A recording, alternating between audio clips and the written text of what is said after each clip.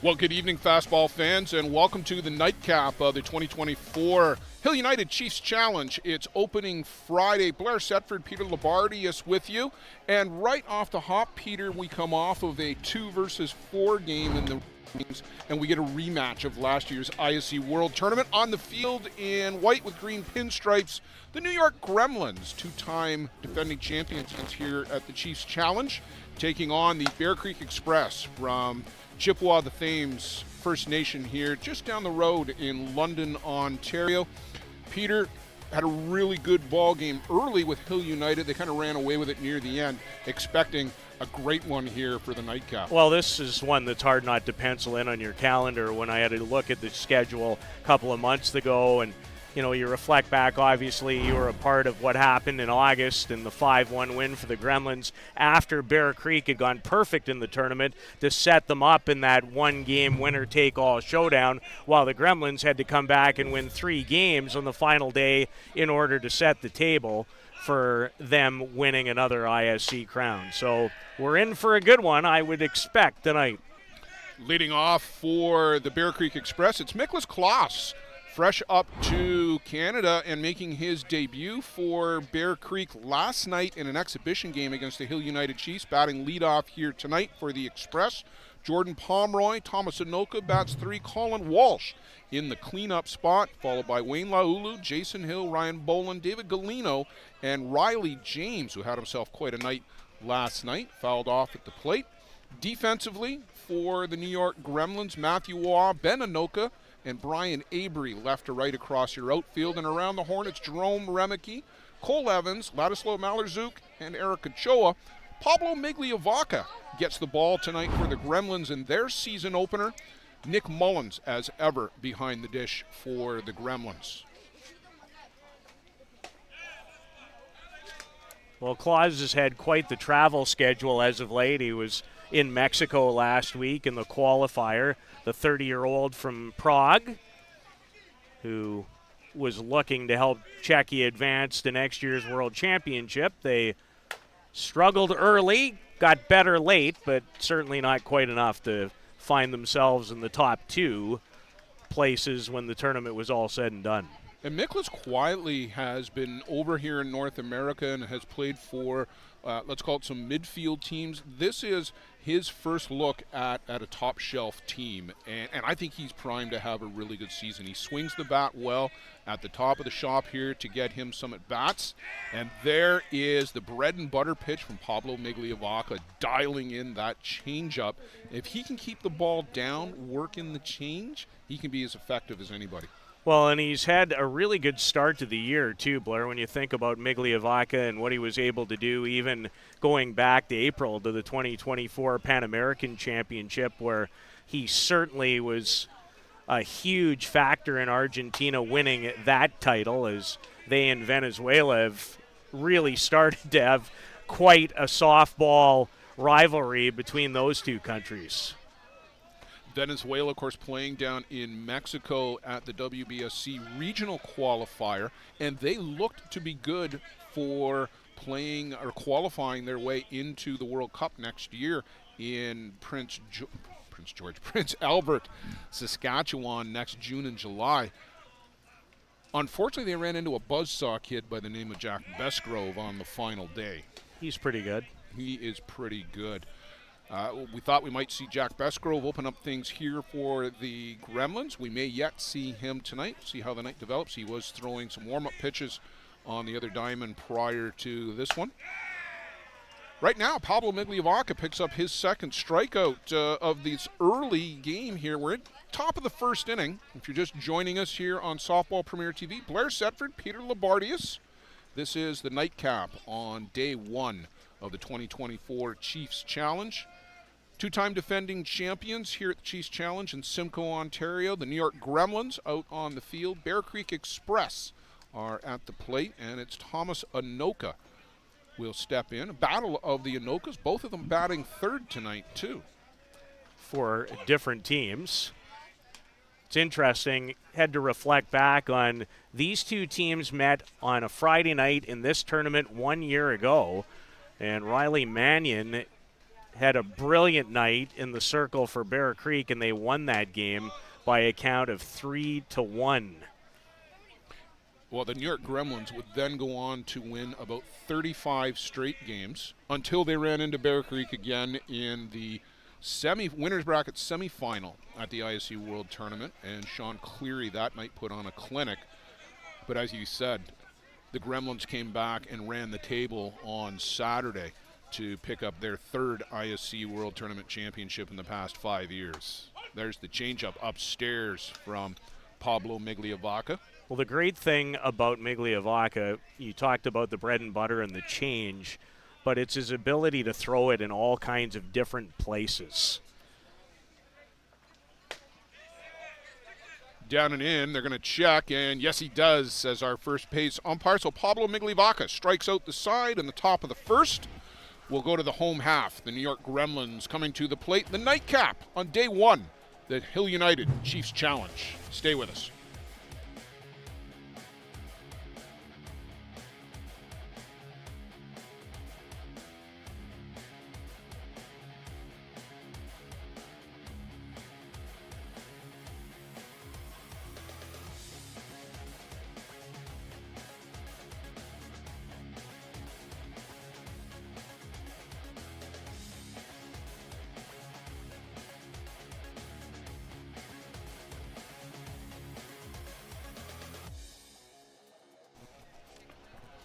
Welcome back here to the bottom of the first inning. The 9 p.m. start time, 9:06 roughly. I think, Peter, by the time we got going, a little bit late as the opening game went long. Coming to the bat for the New York Gremlins, it's Matthew Waugh leading things off, followed by Jerome Remeke, Ben Anoka in the 3 spot, Eric Ochoa, Cole Evans, Blake Hunter, the designated player, Ladislau Mallerzook, Brian Avery, and Nick Mullins brings up the 9 spot. Defensively for the Bear Creek Express, Miklas Kloss is out in left, Jordan Pomeroy in center, Colin Walsh in right field. Riley James slots in at third base for the Express tonight as he is just fresh off a short 20-hour flight from Australia. David Galino, Thomas Anoka, and Jason Hill at first base. Sean Cleary pitching to Ryan Boland. The designated player is Wayne Laulu for the Bear Creek Express. And making his debut for the Express last night, Peter, Riley James, all he did was hit 2 home runs and pick up 5 RBIs for the Express in that game against Hill United Chiefs at Oneida Park down in Southwold last night. Well, he's just 21 years old, Blair, and the future is very bright. Part of the Australian national team that just came through the back door. It was a tough start for the defending world champions, and James at 21, part of the group along with Mr. Besgrove that found a way to win their last 3 games in a row and avoid what I think would have been like a massive upset, just a shocking a stunner, upset. But they were able to do so, and James certainly had a fine tournament and look forward to seeing him with my own 2 eyes this weekend in person. Yeah, he is an up-and-comer, absolutely, for sure, and just the latest in a long line here of Australian players making their mark on the ISC tournament circuit. Here's a guy from Quebec in Matthew Waugh, who is well into, I want to say, his 15th, 16th year on the circuit, most of it with the New York Gremlins. Came up at the very beginning with Donnacona Blue Sox all the way back in 2009. In the ISC 2 division. Yeah, hard to believe he's 36 years old, but he's accomplished so much, played so many world events going back to 2015 and even earlier for Canada, where he's been an absolute staple and will be part of Team Canada again in July in Prince Albert as they will host the second of 3 World Cup qualifiers. The third one, of course, being in Oklahoma City in September, and that will set the field for the 2025 WBSC World Cup up at Prime Minister's Park in Prince Albert. Off the glove of James, Matthew Waugh aboard with a base hit and taking it the opposite way and probably career at bat 1,032 against Sean Cleary. I'm estimating, but I bet I'm within 10% plus or minus. I bet you're not very far off the mark. These two have either been playing with one another or against one another forever. And, you know, it's amazing with Sean. He's 40 years old, and you'd never really know it. He looks like he could still throw for another 5 or 10 years at this level, keeps himself in incredible shape. Yeah, absolutely. He and Ryan Boland are in the gym 3 times a week over the winter, and they were a little delayed getting the season underway in St. John's, as you might imagine, a little bit of weather. They were in Ontario last week for the ISC Canada East qualifier. Bear Creek, mild upset in the losers bracket final, dropping a game 7-6 to the Toronto Batmen. But they will, of course, make their way out to Surrey, BC. Softball City for the ISC World Tournament, August 10th to the 17th. Well, Blair, I know how impressed you were when we were lucky enough to call the Canadian Men's Championship, and it's a brilliant facility, isn't it? Yeah, we're really looking forward to bringing the big show, the World Tournament, to Surrey, British Columbia. First time back in Western Canada since 1997, and it is going to be a barn burner. Been in regular touch with Brian Erdis of the host committee, and they've got so much planned for that World Tournament. Jerome Remeke down on strikes here for the first out in the bottom of the first inning, and that is a rarity. Jerome Remeke has got a great eye. He makes so much contact. For him to go down looking does not happen often. This is game 1 of the Gremlins season, the Express with some games under their belt. So slight advantage for the Express. Gremlins, many of them played back in January at the Winter Classic, and of course guys like Eric Ochoa and some of the Argentine players have been in qualifiers. It's not like softball stops for some of these players. No, absolutely it does not. And then, you know, when you take in account if you are in a certain part of the world, i.e. Australia and New Zealand, well, as we have a gentleman right now batting from that part of the world, they're opposite of us, so they've already completed their 23-24 seasons back home. They have. The New Zealand season ending in late March. Ben Anoka, a new father. Congratulations to Ben and Maddie Jorgensen on the birth of their baby earlier in 2024. On the move, Matthew Waugh slides in safely and wears the ball in the midsection. Well, Boland does what exactly you're asked to do. You throw the bag. ball at the bag, and you certainly hope somebody will get there in time. It's tough. As Galino, the outstanding Venezuelan, and the shortstop went over, but he had absolutely no opportunity to make the play. As Matthew Waugh, he's got a lot of tools and still runs exceptionally well as far as being 36 years of age. So a runner in scoring position for the defending ISC World Champions. I just felt a couple of little sprinkles of rain, Peter. That's almost right on cue per the forecast. Picking up a little bit of interference. Just to the outside corner from Sean Cleary. And you talk to Sean, you talk to Ryan. One of the batters that they struggle with the most is Ben Anoka. And this goes back 10 years. Of course, they played together for 3 years with the Toronto Gators, 14, 15, and 16. Won a world championship in there. But as often as not on the opposite side of the fence. Well, Ben all of a sudden is 34 years of age, with means he still has some very good years, but he's accomplished a lot. He's a 7-time All-World ISC player.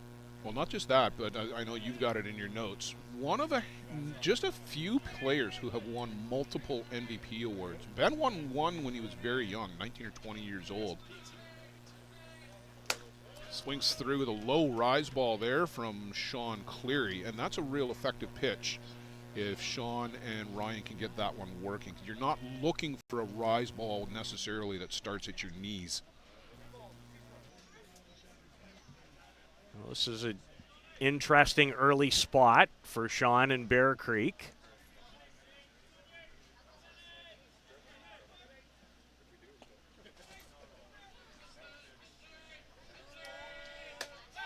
Called strike 3, the outside corner. And Anoka thought he had worked the walk. Now, Eric Ochoa has got number 42 on. He generally wears number 8, does he not? Generally number 8. Did he forget the white jersey at the hotel? Did they not have one ready for him? Is he wearing this as some kind of tribute? Don't know. But this occasionally does happen. Well, inquiring minds might have an opportunity. I mean, you've been asked every other question. Now you get to ask some questions, Mr. Sedford. We'll have to find out. We'll find out. About number 42. I know this. He's a good hitter. Yes, you do not want to leave one hanging to Eric Ochoa. Ball one upstairs. Peter, the Blue Crew tonight. We've got Trevor Topping from Kitchener, Ontario behind the plate. Dave Jackson from Ajax, Ontario is out at first base. Kevin DiDomenico, Hamilton, Ontario is over at third. Well, the last time we were watching Sean Cleary together, he was involved in one of the most unbelievable pitching duels that I have ever witnessed with my own 2 eyes. And that was the 15-inning marathon in September to close out the Canadian Senior Men's Championship, won by Ty Sebastian and the Toronto Batmen. 1-0. 1-0. 15 innings. 22 Ks for, I think, Sebastian. 24 for Sean Cleary. Safe to say the best Canadian championship in the last 20 years, but maybe ever. As far as the championship final or the pitching matchup? Well, maybe both. Maybe both. It's certainly, there are 2 for me at Canadian Senior Men's Championship. That one, and it was in a final. The other one for me was a 1980 showdown in a semifinal, if you will, between Rob Ginter of BC and Gene McWillie that went 20 innings and ended 1-0 for the Saskatoon All-Matic A's. Cleary gets Eric Ochoa to chase upstairs. We'll pick up the thread and go down maybe a little further on memory lane, but through one complete, we are scoreless. Bear Creek Express coming back up in the top of the second inning. Settle in, folks. This one's going to be good.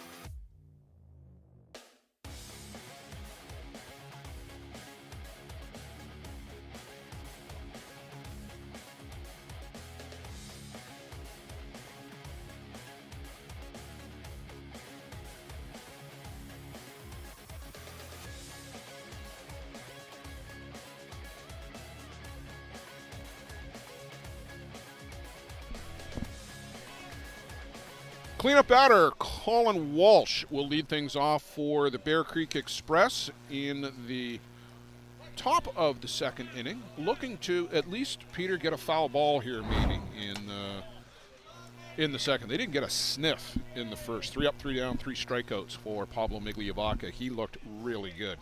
Yeah, he was outstanding to open the game. Talked about his great performance at the Pan American Championship. Blair went 5-0 in that event, struck out 36 and walked 1. Always had great control, and that is just exemplary right there. He was the top pitcher of the event, was he not? He most certainly was. Yeah. But tonight in the first inning, and it's going to be a long weekend, I thought in this tournament last year, it worked out very well for him and the Gremlins. but I never saw that type of command maybe in any inning in the 3 games that I watched the Gremlins play at this event 1 year ago. Yeah, and again, they're coming in. Certainly Migliavaca is with the advantage of having played through the spring, as the rain is picking up a little bit more here in the top of the second inning. Noticeable when you look out at the lights, you can see the increasing tempo. We are supposed to get a little sprinkle thereabouts. This is pretty much right on cue. And with the hot weather that we've been having here in southern Ontario this week, a lot of humidity, and at night there's been a fair bit of rain in the evenings. There is. The awesome thing is, as long as it doesn't... Well hit out to center field. Benanoka will track back and make the grab. Colin Walsh hit it on a line. Unfortunately for him, he hit it in the general vicinity of Benanoka. Well, Walsh had a terrific tournament here 1 year ago. He was the top batter, if I'm not mistaken, in that, or it was Tyler Pauly actually, but he also had a very, very good tournament. The 31-year-old was all over that offering from Migliavaca.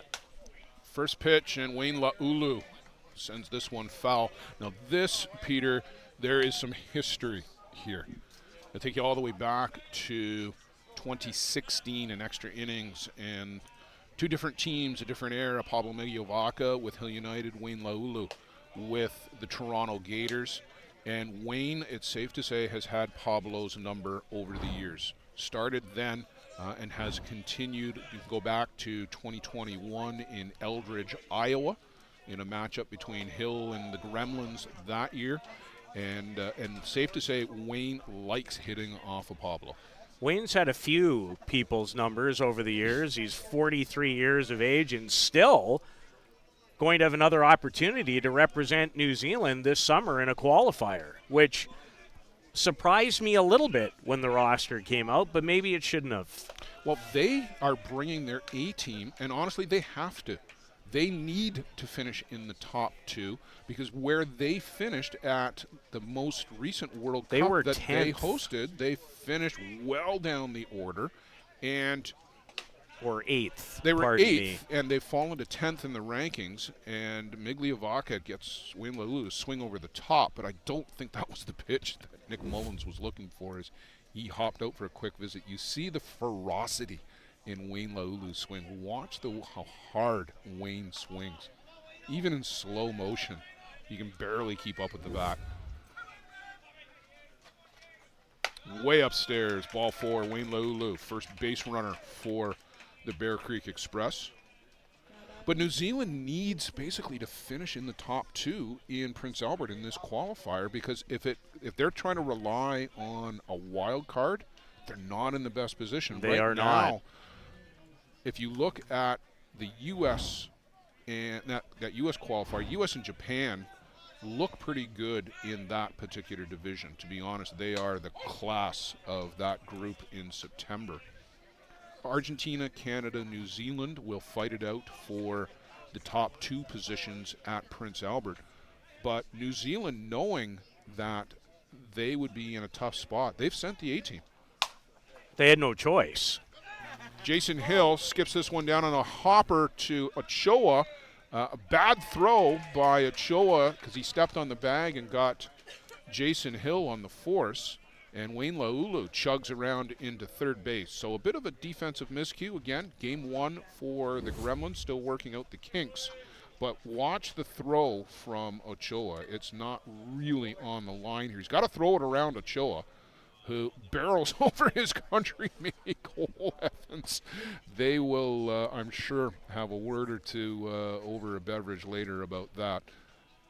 Well, Blair, when you look at that play from a defensive standpoint, and great hustle by Laulu, who's moving around, to be honest, as well as I've seen him in a long time. Yes, he is. That throw needs to be to the outside of second base, and the target in that spot needs to be there. Yeah, you can't throw that on the inside with Wayne Laulu coming right at you. So you obviously, when Ochoa picks that ball up, you'd love to find a way to turn 2. But in that case, you always need to make sure you put that ball in a spot to get the lead runner. as Ryan Boland steps in. The veteran Canadian national team catcher. And team leader, let's not forget. No doubt. Every team that Ryan Boland has played on, they look to him to lead by example. I'll go take you back to a week ago, Friday night in Mitchell, Ontario, and almost a shocking upset. Pami Mazalukwa, the pitcher from Botswana, pitching for the Chippewa Chiefs, and they take a 1-0 lead over Bear Creek, the number 3 ranked team in the world. We'll pick that story up as Ryan Boland goes down on strikes to end the inning. They strand Wayne Laulu at third. We're just getting settled into this one. We're going to go to the home half of the second. Bear Creek Express, New York Gremlins coming back up to the plate. Stay with us. Blair Setford, Peter Labardius on Softball Premier TV.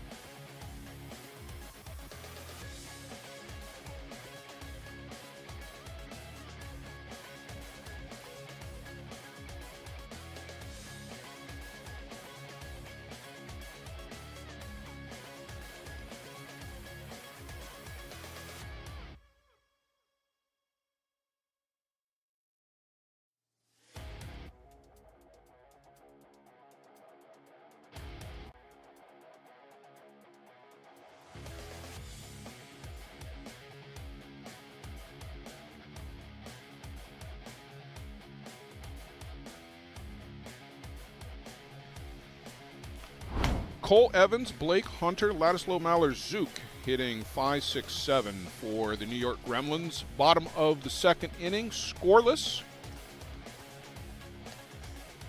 Boy, it'd be great if we got to see another barn burner here between these two teams like we did last year. I think we're well on our way, Blair. I really do. I mean, these two rosters are just absolutely loaded with the best of the best. So many different countries well represented.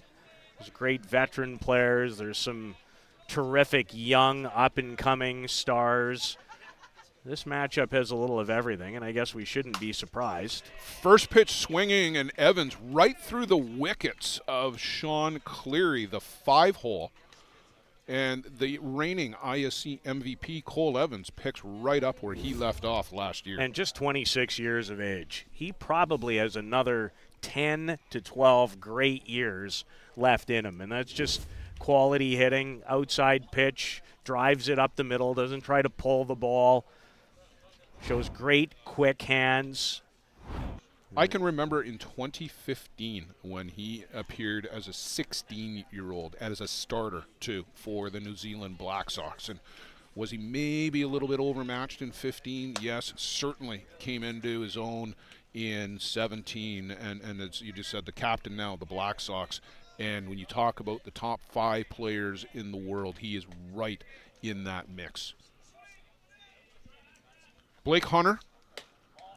Is there anybody who hit the ball harder more consistently than Blake Hunter did last year? You talked about the walk. Well, it wasn't a walk-off. Effectively, it was a grand slam. It was a put-away. Yeah, it was a put-away. That's right.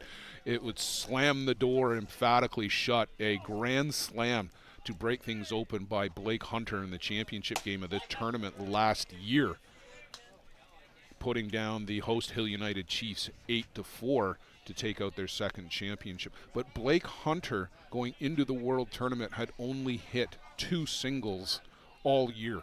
Everything else was for extra bases, and he was hitting close to 400 for the season. Well, he had 2 home runs at last year's World Tournament. on the way to the Gremlins championship. One of them came in a game against Ohsweken. The other was against the Toronto Batmen. He was 4 for 10 in the ISC World Tournament last year and will be a key member of Team Canada this summer as he's been named to that core group of what went from 8 to now I believe the number is 14 on their way to represent their country. And there's only a couple of spots left.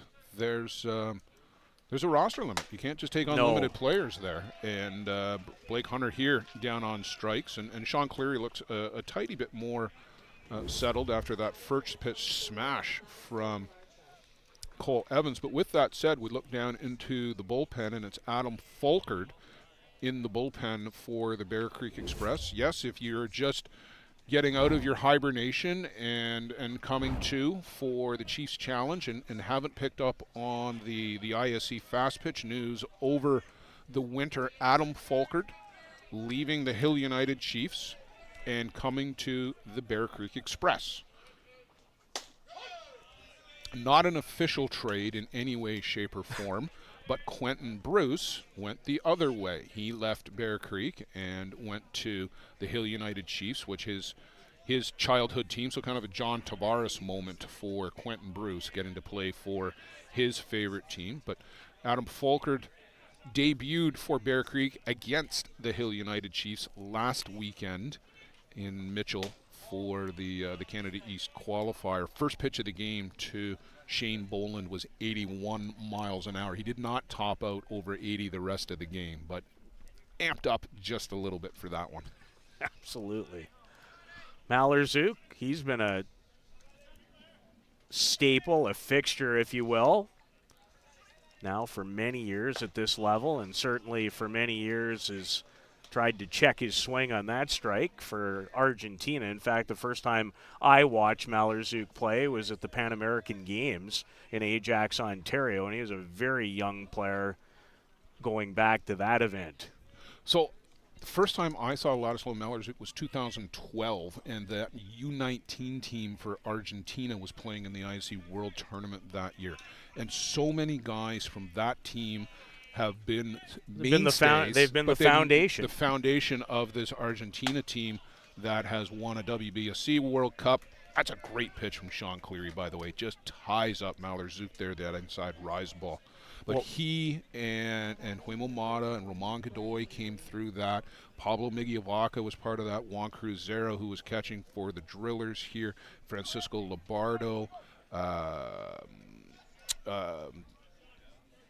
I'm drawing a blank on it. It'll come to me. But so many guys on that team, from that U19 team, have gone on to lengthy and very, very exceptionally good careers here in the ISC. Well, when you think about it, Blair, and I mentioned this a little bit with Joe in our first game tonight, that was really the springboard for Argentina to become a softball power in the world. Was. Absolutely that was. First World Junior Championship in Canada in what would have been 2012 or 2014. 2012 up in Whitehorse, yes. And then 2014 they won it at home in Paraná. Avery chases upstairs. They're going to ask in confirmation of my called strike. Nice of the umpires to agree. Yeah, you were all over that. Brian Avery in right field. And his versatility in his career, not to mention the thing that he holds in his hand right now, has really set him apart on what's been an outstanding run into his late 30s now for him, too. Called strike 3. Sean Cleary strikes out the side after that base hit right up the middle. He responds. Avery left standing at the plate. We'll go to the top of the third. Scoreless through 2. Express coming back up.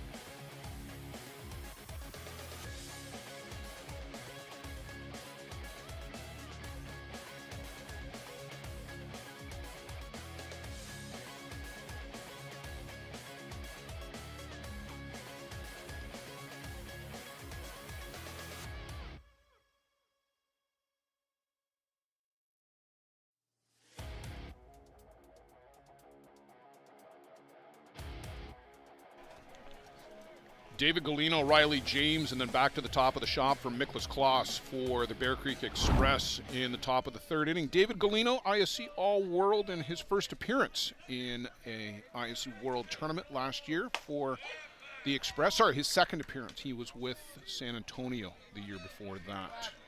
2 times in a row, was 5 for 13 in last year's tournament, and coming off a heartbreaking but excellent individual performance in Mexico for Venezuela. He is an exceptional young player. He's just 26.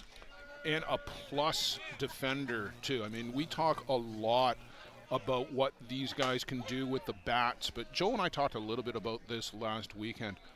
The defense is so overlooked, so often overlooked, how good these guys are with the glove, with the arm, the plays that they can make, the range that they've got. These guys are world-class athletes. Oh, there's absolutely no question. And this guy covers a lot of ground at shortstop. His best outing in Mexico was a 3 for 4 performance against Australia's Migliovaca with about as good a changeup, downward movement on it, and Galino swung over top of it for the first out. Where Pablo Migliovaca has brought his A game to Simcoe tonight. Well, he's motivated because the Gremlins have got 4 pitchers on their staff, and whoever is going to have the best showing over the course of the season is going to be in the mix to be the 3 that you can use at the ISC World Tournament. You don't want to be the odd man out. And when one of their pitchers just happens to be Jack Besgrove,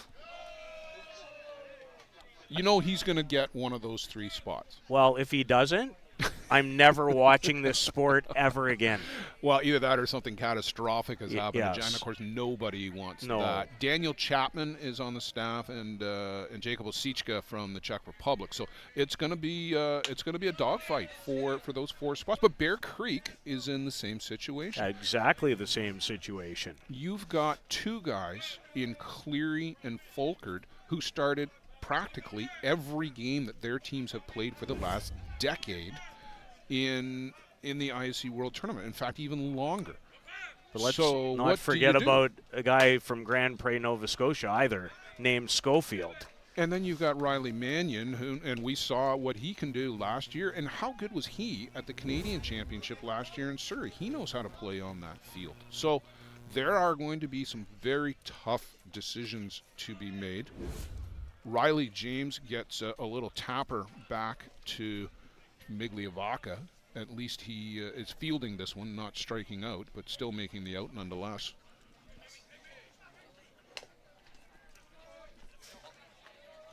Yeah, the change-up, the downward movement with some curve or screwball action to it has been a lot for the Bear Creek hitters to start this game. He is very much in command. Keeping the ball down, that's where he's going to have success. Make guys swing over the top. There's this sweeping curve that you just talked about. That's going to break away from the right-handed batters. It's left to right as we look at it from our center fielder shot. It's going to be right to left on your screen. There's the drop. He's always had good movement, has Pablo. His difficulty over the last few years is pitching behind first Adam Folkard and then coming over to the Gremlins last year behind Kirkpatrick and then Besgrove. Took something off of that. That's a little squib, and it's going to go foul. Remeke will make a practice throw to first. Well, it's interesting how things go. You talk about hard decisions. Humo Mata did not participate for Argentina at the Pan American Championships. Nor did Ramon Godoy, the birth of his first child with his partner. And so there are 2 guys that you know are going to be in the lineup for Argentina. And when you're picking that team, not just for this year, but for next year for the World Cup, tough decisions to be made. Very tough decisions. And this guy, who's having a stellar night, we've made mention of the fact a couple of times of what he did for his country at the Pan American Championship. He looks like a guy who wants the ball and be the guy. Yeah, he'll be motivated to be in that situation for the team. They've got a lot of choices that they'll be able to make with some of the youngsters coming up. This one is a little flare, and Cole Evans will backpedal 2 steps out onto the grass to haul that in. And another 1-2-3 inning for Pablo Migliavaca. We're going to go to the bottom of the third, still scoreless at the Chiefs Challenge. Blair Setford, Peter Labardius, Bear Creek, and New York Gremlins looking for the first run still.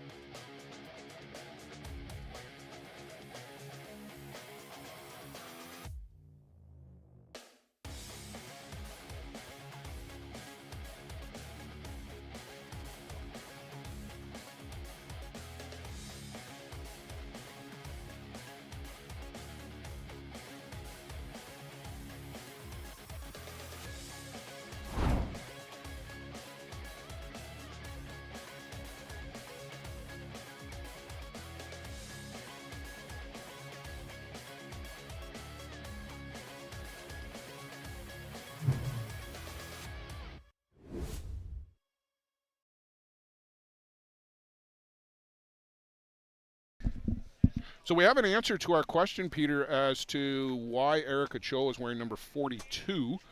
Lost luggage is the answer, which is the perils of modern-day travel. Jack Besgrove apparently... that doesn't happen. Travel's never been easier on airplanes. No, it's not. That's why everybody is trying to jam everything possible into the overhead bin. Well, I've barely noticed because I don't spend any time on airplanes. No, you don't either. So lost luggage explains why number 42 isn't number 8. Jack Besgrove warming up. Thanks to Joe Todd for picking that up for us. And he also was kind enough to tell us that on the other diamond it was scoreless after 2. Steve Normand pitching for STK Ty Sebastian for the Toronto Batmen. We'll endeavor to keep an eye on that for you. I was very impressed in Kelowna when I had a chance to watch STK, and they didn't even have their complete lineup that I'm guessing they have here. I would think so. Yeah, they've got some throwers. Steve Normand can throw the ball very well. Big rise ball. Juan Pepe from Argentina throws the ball very hard. Does he ever? Yeah, he'll be close to Marco Diaz. I don't know if anybody's going to be harder than Marco Diaz, but he'll be there in the low to mid 80s. Sean Cleary in for a strike at the bottom of the zone. Nick Mullins thought that was a little low. Nick Mullins, quiet leader, makes everybody around him better. Pitchers who have come to play in and out for the New York Gremlins, I talked to them afterwards, and they just all talk about how much of a privilege it is to pitch with Nick Mullins. You know what's interesting as you say that? Are the two guys not right in front of us, two of the greats in terms of consistency and leadership and what they've meant to their teams and their countries? Absolutely, and it's no surprise that they're both catchers. That position, for whatever it is, just tends to attract those types of ball players. And tough, too. We all know how tough Ryan Boland is. We all joke that the bone has to be sticking out for him to come out of the game. But Nick Mullins is equally a tough guy. 4-time All-World catcher and has played in no shortage. In fact, he's played in the last 4 World Cups with his country, the United States. He is from Toms River, New Jersey. Now lives down in Florida, actually, and He's got a great place down there. I don't think he's too far from Greg Leather's second home, and I know they socialize a fair bit. You may have seen pictures of he and Greg Hicks and Greg Leather all eating steaks from time to time on social media. Like, I have not, actually, but I most certainly will take your word for it. Terrific changeup from Cleary as he's about to face Matthew Waugh for what is this? The 1,236 time? I think so, yeah. Well, Waugh got the better of him with a leadoff single in the first meeting tonight. In the first 9 batters, Cleary has 7 strikeouts, 4 now in a row, and 7 of the last 8. But hasn't had the clean inning. Waugh with that leadoff single, and then the leadoff single to Cole Evans. So actually getting Nick Mullins is a good thing for Sean Cleary. Doesn't have to contend with a batter reaching base, the leadoff batter. You know, over the years, even though Sean is about far more than just velocity, I don't think he's lost much in that department either. No, and again, you know, we've got the radar gun readings out. Sean has last week was in the low to mid 70s. We know Sean can push it into the low 80s when he needs to. It's June, and Sean has not thrown a lot at home, and that one is the second base hit of the game for Matthew Waugh. He's going to turn the corner, punt on the Jets, and easily make it up to second base on that little ground ball, basically, Peter, just out into the gap in right center. Well, Matthew is one of those players, and I know I've talked to John Stewart, longtime Canadian head coach, about it. When you run the way he does, if you put the ball in play, and in a lot of cases to the left side of the diamond rather than what he did there where he pulled it through a hole, he always has a chance to be safe. Yes, absolutely. He is so fast still. And you said 36 years old. I mean, Matthew Waugh, I remember he played for me with the Toronto Gators in 2011. And he was quick then, and he's still quick today, 15 years later. Jerome Remeke to the plate. This guy, Peter, is just a coiled spring. The way that he attacks the ball when it is in the strike zone. Came up here when he was 17, way back in 2011, I believe.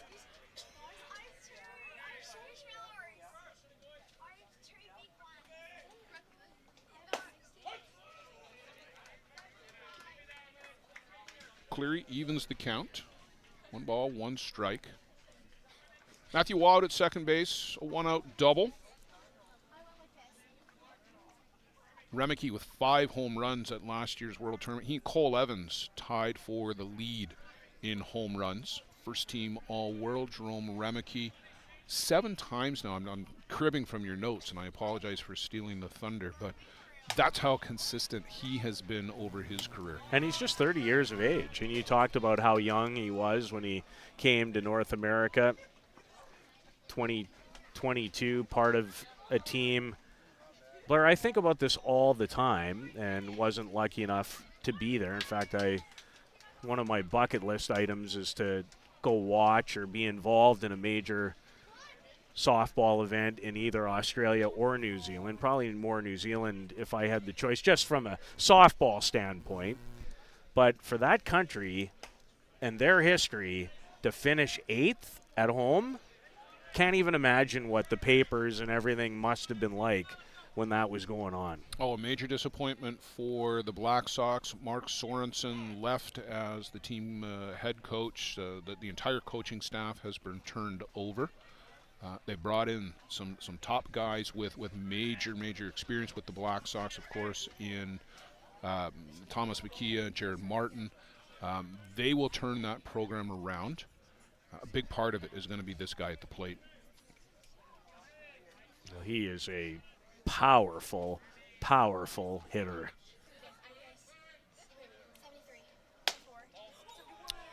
And the great thing that really impresses me about Jerome is his eye at the plate. Like that pitch right there from Sean Cleary. A lot of power hitters will go after that pitch, try to pull it. Not even a sniff from Remeke here. Well, remember, he was upset on that inside pitch that he struck out on his first time up tonight.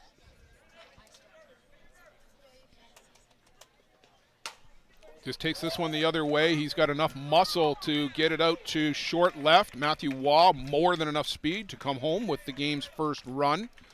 And there's the combination, Peter, of power and speed.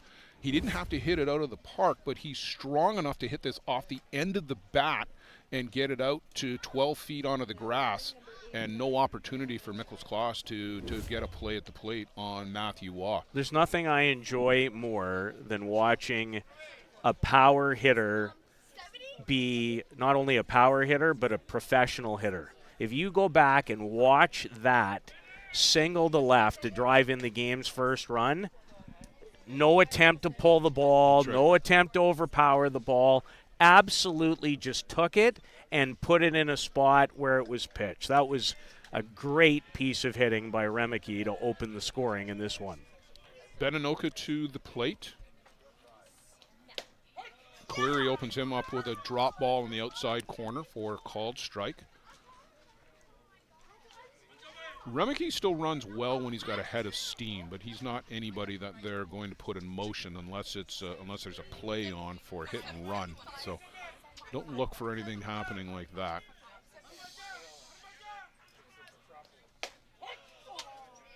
Terrific location. That pitch right there is almost unhittable. Yeah, a little curveball up and in to Beninoka, right in on the hands. When it is just underneath your hands on the inside part of the plate and you are leaning, that's almost unhittable. It's Cleary up 0-2.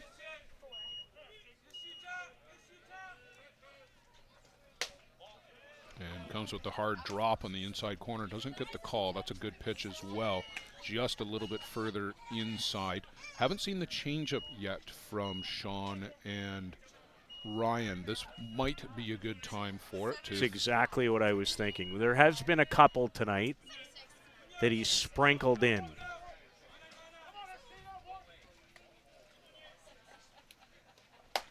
Goes with a rise ball up and away. Beninoka chases for a strikeout. And that's a good sequence. They went inside, and then watch it here in the replay. Bolin doesn't move until the last second, and that pitch on the outside corner, you're not going to do anything with that. Well, Sean Cleary trying to limit the damage after the Matthew Waugh double.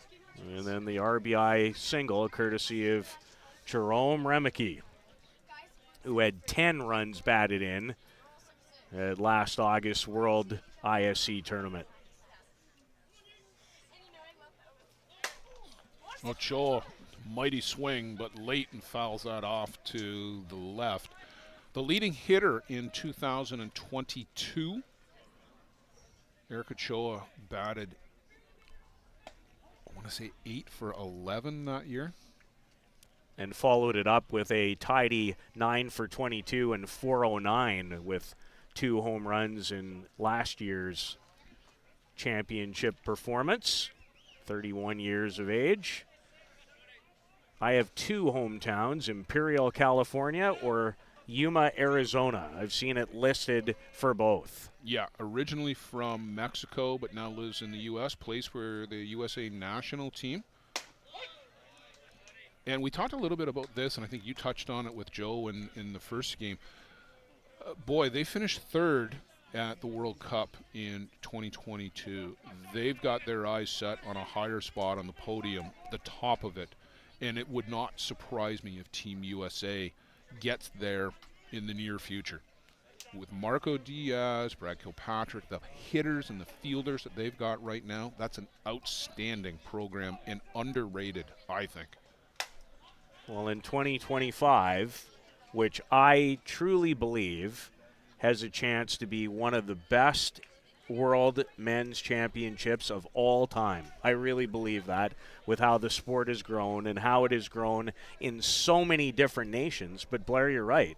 Even the performance that Kilpatrick had going back to 2022, beating Argentina beating in that bronze medal game. And with Diaz, who could have played for Mexico, but opting to play for the United States. Now, with that kind of 1-2 punch, and you mentioned it, you go around the horn, they have pretty much everything that you would want everywhere now. Yeah, they are going to be a team to contend with for sure. I mean, you go back and you talk, is this going to be the best ever World Cup? It might be. We'll pick up that thread as we'll go to the top of the fourth inning. Gremlins score 1, take a 1-0 lead almost halfway through.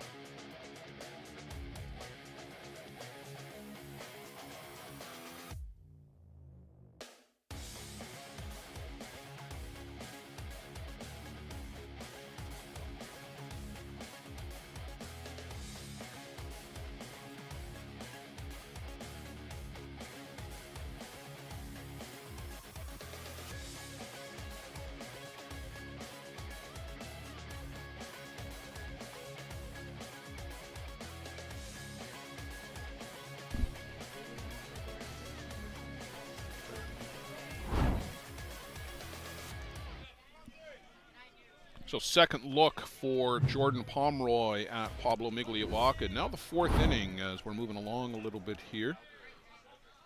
Pablo Migliavaca has got 5 strikeouts so far through the 3 innings. That one was foul and rolls out of play over towards the batting cage.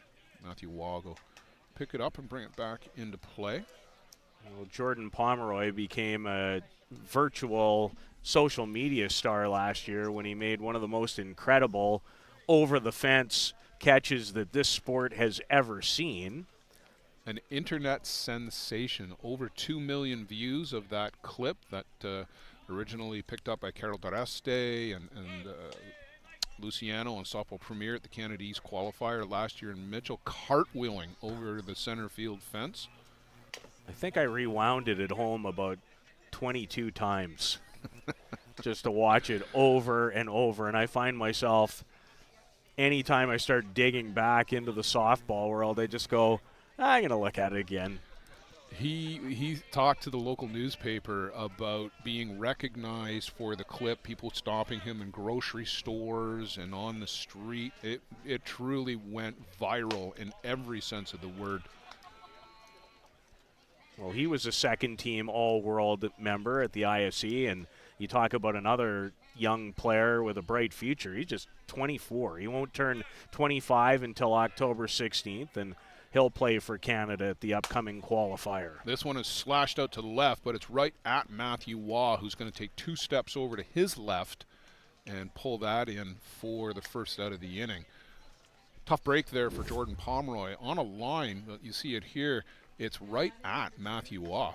Yeah, he hit it hard. He went with it, exactly what you'd ask him to do, and that is as hard a hit ball as Migliavaca has given up to start this game. He's very much been in command. He's changed speeds, moved the ball up, down, side to side. He's been excellent, and he's had to be because Cleary has 9 strikeouts in his own right.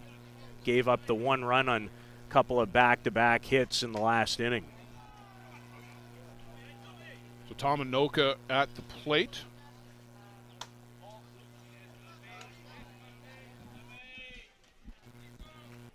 Anoka's 33. He's from Auckland, New Zealand. And again, a long-time member of the New Zealand Black Sox national team.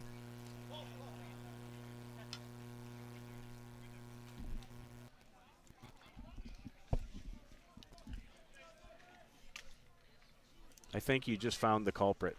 Yeah, I think the cord was twisting too Nope, much. maybe not. Okay, well, we're working on it still, folks. Sometimes you get a little moisture in the weather like we've got here, a lot of humidity, and sometimes humidity and moisture and electronics They do don't not mix well. especially not in an outdoor setting. Called strike 3. Tomonoka can't get the bat off the shoulder. He'll make his way back to the first base dugout. Fair number of changes for Bear Creek in the offseason, not just in players, but also the coaching staff. Terry Bader asked to take on an executive role with Bear Creek. They made some changes. Todd Adenaway, who is a long-time coach with Terry Bader and the Toronto Gators and Team Canada programs, he's the skipper and is out at third base. Larry Lynch, Hawk, is first base coach. Jamie Simpson is with the Bear Creek Express in the dugout and works with the pitchers.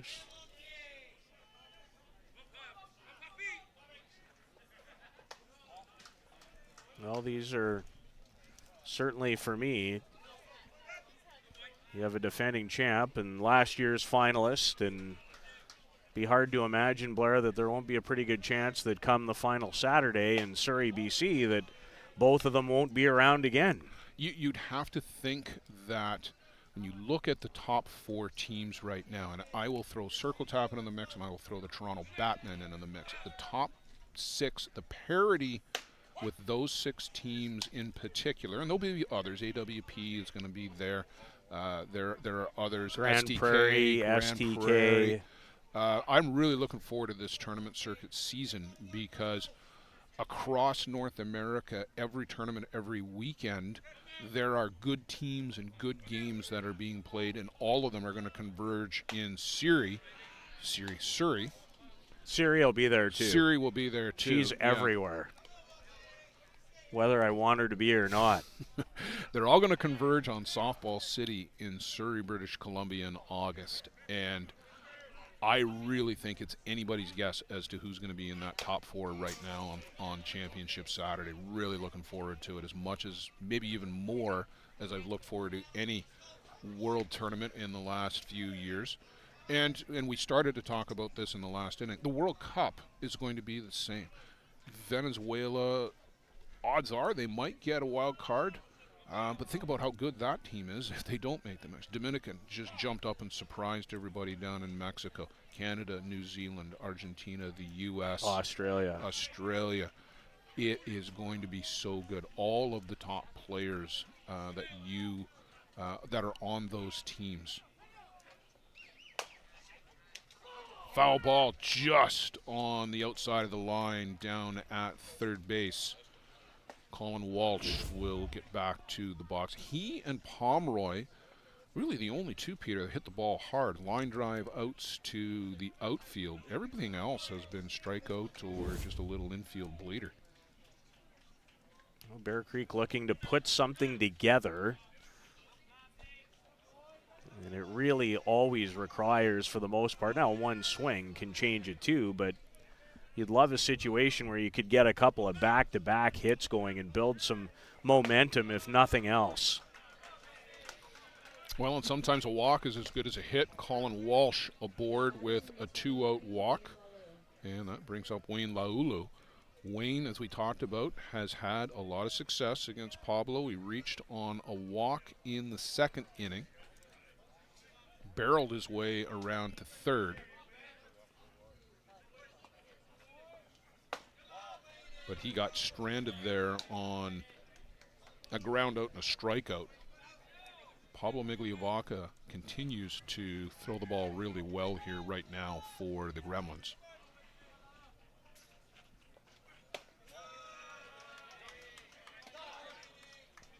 Mullins not liking what he's seeing, and he's going to go out and just have a quick chat and get things settled down for Pablo Migliavaca. Let him reset mentally and physically.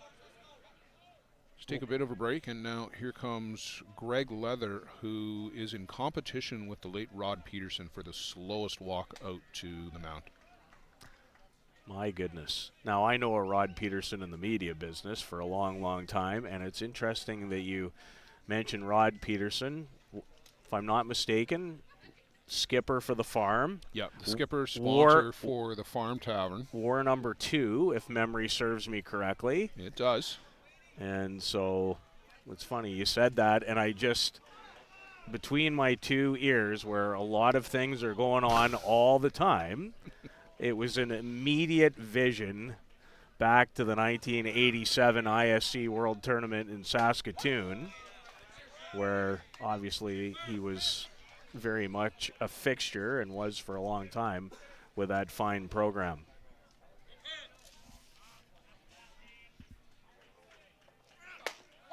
Called strike down at the bottom of the zone. Pablo Migliavaca looks to have reset the ship here a little bit. He's roared back with 2 strikes to even the count at 2-2.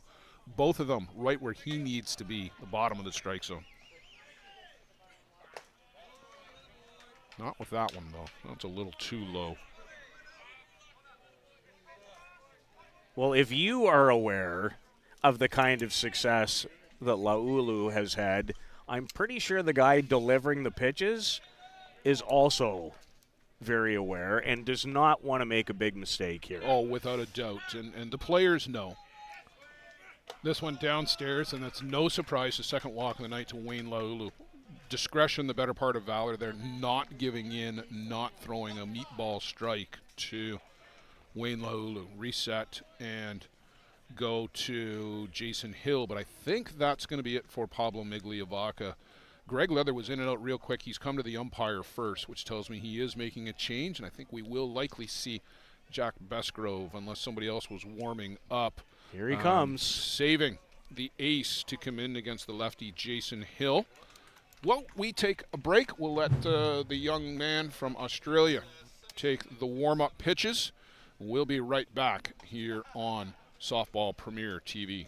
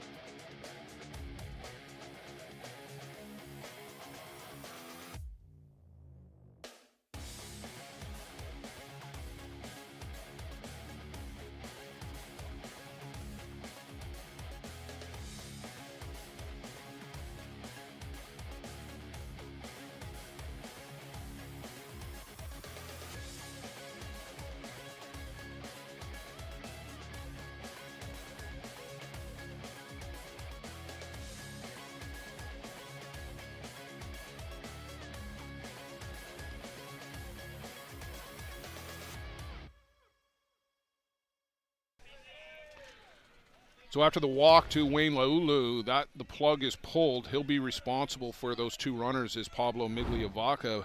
But here we go, Jack Besgrove. You see him looking in for his first appearance here at the Chiefs Challenge and with the Gremlins in the 2024 ISC season. He's been a busy man, Jack Besgrove. He's coming here right from Mexico, but before that he was pitching in the Japan League. They won the Australian National Championship. That was on the heels of winning the ISC last year. A couple World Cups in the last 15 months. Is there anything he hasn't won? Jason Hill, 2 hopper out to Remeke at third, spins and throws, and they get the final out of the inning. We'll come back. We'll go to the bottom of the 4th. The Express, strand 2, Besgrove takes 2 pitches to get Jason Hill and end the threat here in the 4th. The Gremlins leading 1-0 still.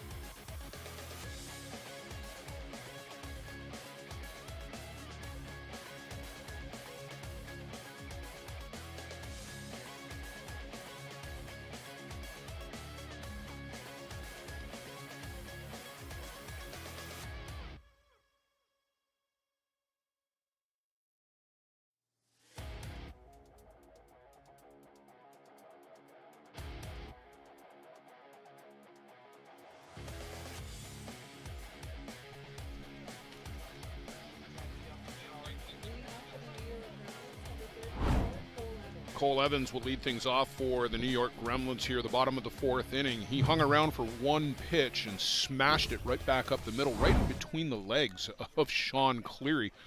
I guess fortunately for him, it was down low.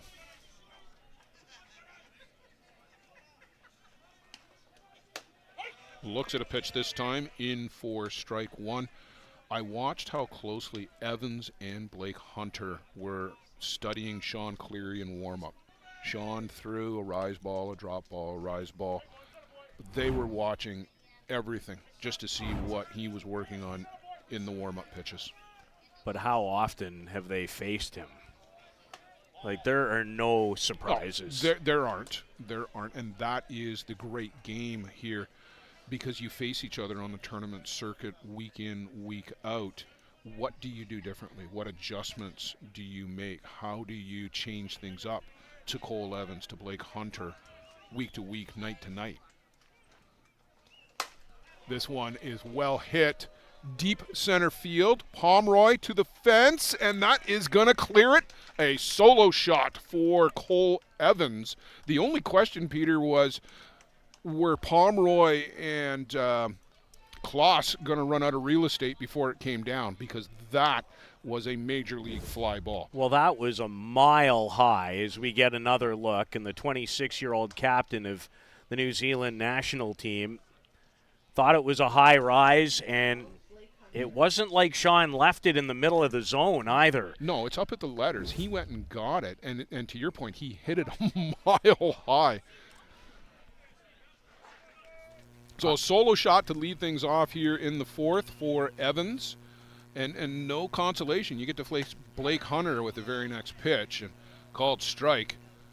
Boland was set up on the outside corner. Cleary actually missed his spot. Boland had to come back in and try to backhand it. I think it hurt Ryan a little bit. Yeah. The reaction was, it stung him. I don't think there's any question. He'll shake it off. You talked about being one of the toughest guys to maybe ever play. And you also, Blair, you must have had an inkling, because you just talked about the two guys studying, and the first guy, well, he studied pretty well. He just gave his team a 2-0 advantage. Hunter in a hole 0-2 as Cleary gets the benefit of the doubt on the low rise ball. I wonder here if we see a change, but outside the zone. It's been a couple of innings since we've seen the changeup. When they set up is inside, they go inside with the drop ball. Doesn't get the call. Adam Fulkert continues to work. I guess this is Justin Schofield's night to be the bodyguard. He did a lot of pitching last weekend for the Express and was the starter in last night's game against Hill United. Went 3 innings, did Schofield. Now, by my research, Fulkert didn't pitch at last year's World Tournament. He did not, as Hunter laces this one out to left field. Big turn, and then he'll retreat back to first. Adam had a groin injury by the end of the season, and did not was not able to pitch for Hill United. They picked up Jordan Graham off the roster of the Niagara Stompers, who were another team last year who had that 4-pitcher situation. Graham was going to be the odd man out, and he was eligible to be picked up by Hill United. And then they also added Juan Podolicio, who hadn't appeared in the World Tournament in 2-3 years at least. And their pitching staff, which at the beginning of the year was Fulkert, Chapman, and Michael Holobratic, suddenly was Holobratic, Podolicio, and Graham. And they just ran out of steam by the end of the tournament. Blake Hunter with that solid base hit, and another young emerging player, 20-year-old Tane Mumu from Hutt Valley in New Zealand. Lots of wheels with this young man. Second season with the Gremlins, is an emerging star on the Major Sox. That's the U23 team for the New Zealand Nationals. And he's a prospect. I'd love to see him on a different team, to be honest. Not that I begrudge him being on the Gremlins. I'd just like to see him playing more often and doing more than just running. Well, he is on the roster that I have seen that's been released to go to Prince Albert. Yeah, he'll be there, and he will get some playing time for sure. He's an excellent infielder. And for a small, slight guy, Like, he's turned sideways. You can barely see him there at first base. He hits the ball with authority. It's interesting, though, Blair, that you bring up what you did about some of the young players in this game really trying to find their way. And I guess whether, it's in the sport that I work in and get paid for, being hockey or this love, I always wonder sometimes if young, talented players wouldn't be more, benefited from being in more prevalent spots with teams at this level who might be in what I would call the 10 to 20 range. The midfield, yeah. Rather than, trying to scrap your way on these two teams where, let's be honest, playing time for a young guy on these two types of teams can be very difficult to find. I think it's great, and there goes Mumu with the wheels out at first, but it's fouled off by Malherzuk. I think there's a great opportunity to learn, and you learn all about the winning culture. And when I hear the Gremlins guys on the podcast and Outside the Chute and Hilly and Lolly, Dust Up, Two's Talk seems to have gone a little bit quiet of late. But with the Gremlins guys, they all talk about the culture of the team and the winning culture that exists. And that's great. You absorb that for a season, maybe two. But at some point, you've got to play, and you've got to take that elsewhere. Hopper out to second base. Comes up high on Thomas Anoka, and he handles that with some aplomb and gets his counterpart at first base. Mumu zipped by Anoka in a flash, and no opportunity to get him. He's already at second base. He is lightning. Reminds me a little of Nick White in terms of young 20-year-old players who can flat out fly. The other thing I'd add to this conversation, though, is I think in a sense maybe it's, and I'm all with you in terms of culture and learning how to win and learning from better people. I think no matter what we do in life, that is really important. Absolutely. But another part, and I'll get to more as Brian Avery steps in to face Cleary here in a second. So Mumu out at second base. You've got some good arms in the outfield for Bear Creek. Tony Mumu will be a test, especially if it's hit right at somebody and he tries to score. It'll be interesting to see. Brian Avery can hit the ball with authority to all fields. If you are a young North American player, I think it's different, Blair, than if you're from Australia or New Zealand. And you'll probably understand why in a second, but it's because they play almost year-round. Yep. So if you're Mumu and you're playing, in New Zealand, you're playing in their summer, which is our winter. I don't know if you can afford not to play if you're in North America and you only have a 4 or 5 month window. I think it's different. I really do. I do. And Nick White has been playing more for Hill United these first 2 weekends, I think, than he probably did all of last year, which is interesting to see. Chopper on the infield. It's off the glove of Cleary, redirected, picked up at short by Galino, who has the arm strength to muscle that across the field and throw out Brian Avery. Let's see this one again, because Galino honestly was going the other way. This is sensational. So Avery off Cleary. Look at the arm strength to go away back towards the outfield and fire an absolute missile in time to get Avery. Talked about all the tools that the 26-year-old who just represented Venezuela in the World Cup qualifier has.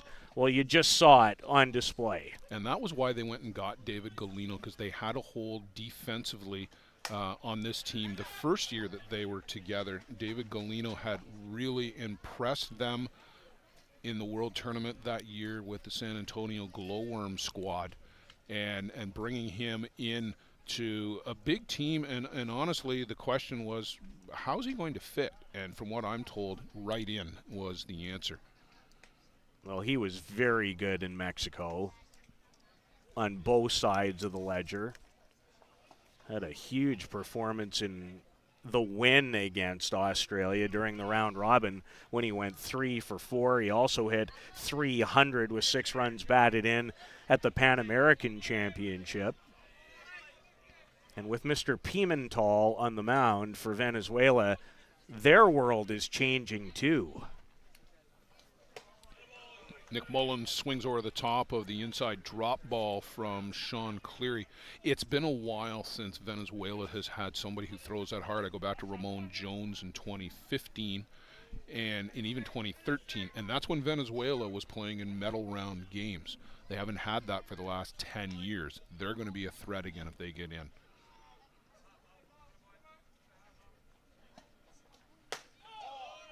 Well, it's interesting you mention that because they advanced to the Pan American Games gold medal in 2015 in Ajax. And as I can never not think about the guy on the rubber in this game because it might be the greatest big game of his illustrious career, the 2-0 shutout of Venezuela on that Sunday afternoon in Ajax. Yeah, that was a tremendous game. Bradley Ezekiel, a 2-run home run, and then the harder thing for Bradley Ezekiel was having to go face Peter Mansbridge on air later that night. This one is up in the air, and Mumu will trot in. He gets away from Ryan Boland. A wild pitch. Sean Cleary slapping the glove, and more emotion from Sean Cleary right there than you usually see in a season. He throws a 45.5 footer, and it was rattling around the fence here in front of us, and you see it go right out of the camera shot. Mumu's already 3/4 of the way to the plate before the ball even reaches the ground again. And that's a tough run to give up, Blair. When it goes from 2 to 3, and Bear Creek still looking for their first hit of the game. They are. That's the interesting thing about the Pablo Migliavaca situation. 2 walks, yes. Hadn't given up a hit, but I got to think that was also the program for the night. And there's the changeup from Cleary, and didn't get the call. And now he's really irritated. He is. I was about to say Sean doesn't get rattled, but he's annoyed. It's a great word. You talk about that Pan American Championship game. It's been interesting to watch Kevin Schellenberg come back into the mix a little bit at a high level. The play he made at shortstop, replacing Ian Fairman in that game late in the 6th inning, was also massive that day. Swing and a miss by Mullins to end the inning, but the Gremlins score 2 more to take a 3-0 lead. And with Jack Besgrove out on the board, it's an even taller order now for Bear Creek. They'll come to the plate in the top of the 5th. Come back with us here on Softball Premier TV.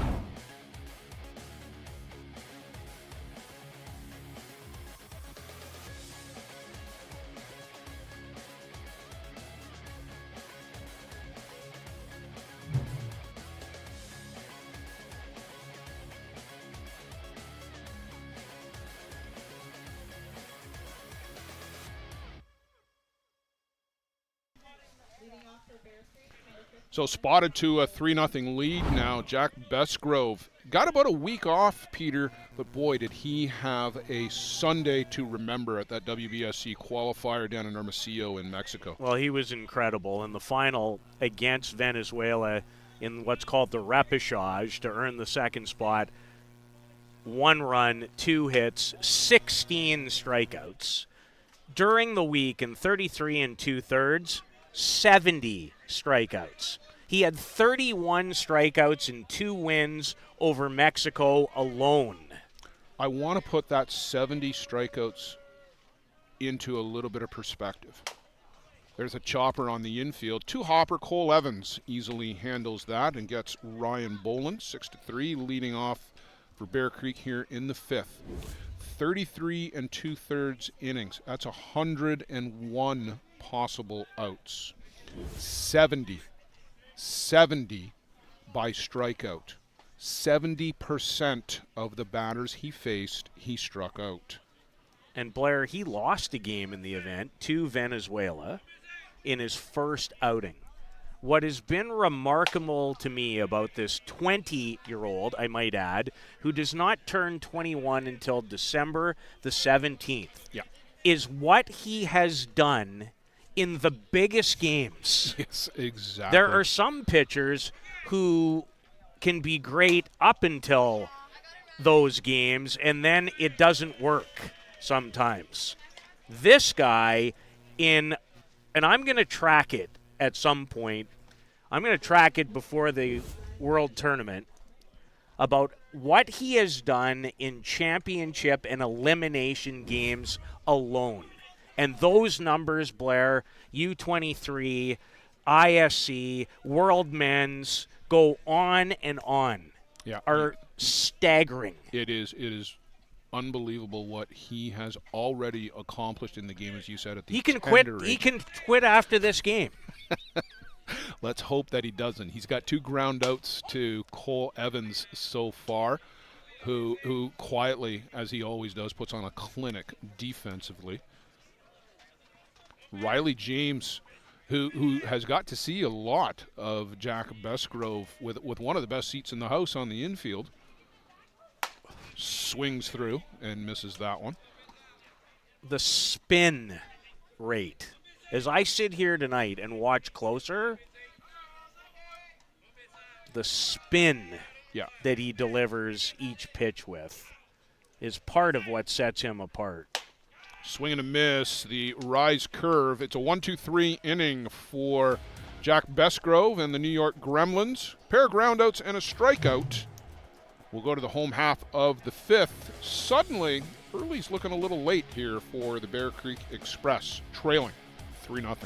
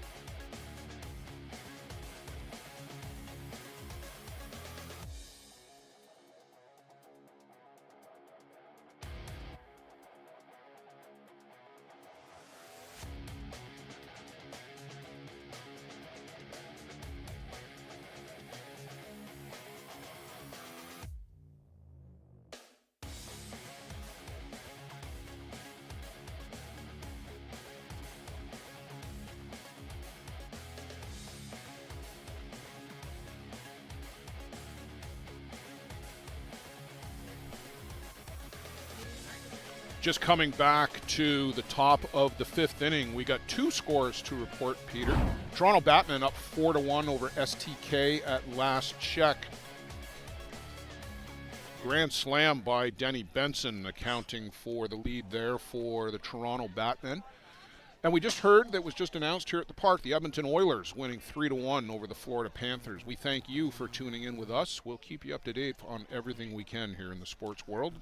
The Oilers trying to force a Game 7 after being down 3-0. There's only been one team in the history of the National Hockey League that's ever come back to win a Stanley Cup final, down 3, and it happened 82 years ago. The 1942 Toronto Maple Leafs. Over the Detroit Red Wings. Matthew Waugh to the dish. At bat, 4,338 now against Sean Cleary. Boy, is that a big night. It's gone up by 3,000 since the start, and he's 2 for 2. We're exaggerating for effect, and he's now 3 for 3 as a little half swing, excuse me, but it's a base hit for Matthew Waugh. You know it's going right when he's even laughing about it. Yeah, watch this here. He wants to pull this bat back. He doesn't want to chase a rise ball at the shoulders. and he ends up with a base hit to center field. And Cleary and Boland are just thinking to themselves, what else could go wrong here tonight? Sean has 10 strikeouts in the game, but 6 hits for the New York Gremlins. The solo shot by Evans, they bunched a couple together to pick up runs, single runs in the third and the fourth prior to, or after the home run. Well, and this guy started the parade driving in the run with that quality base hit to left, and he had a big-time turn at that Cleary offering. Yeah, he unleashed right there. 5-1 now. 4-1 in the fifth. Joe Todd, thank you very much. Joe's a good human. I don't know if you've noticed this. You guys have only been friends for 107 years. If you don't like Joe Todd, you don't like people. I can't think of anybody who doesn't like. Well, Joe Todd. that's my point. There really isn't, and there's certainly no reason. I'm going to come back in my next life. Be Joe Todd? Yeah. Try to be even 3/4 is nice. Called strike on the outside corner to Jerome Remeke.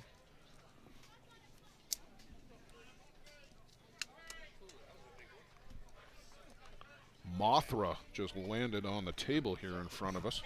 Mothra. That's good, Blair. I like that. I'm going to stack that away in the old toolbox. Mothra. Coming 2024. This one is a mile high. It's going to come down with ice on it in short center field as Jordan Pomeroy will come in and camp out and wait for it to come down from the stratosphere that Jerome Remeke hit it to. Hit the bottom of it, not the back of it. Just missed it. Yeah. It might have gone into the trees if he got it. He did. He flat out, well described, Blair. He just missed it. Yeah, that was a 300-foot shot. 100 up, 100 out, and 100 down. Ben Anoka to the plate. Ben trying to get on track. We've been talking about how he's the guy that they struggle with. They got him looking, and they got him swinging tonight.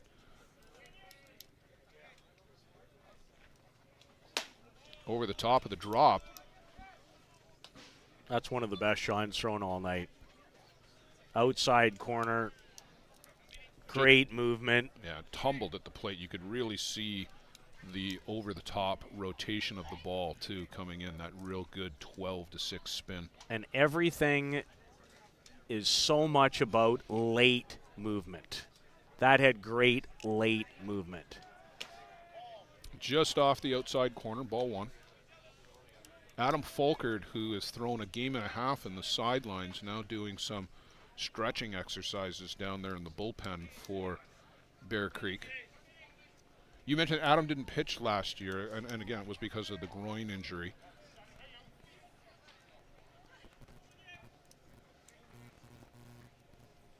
One of the best ever.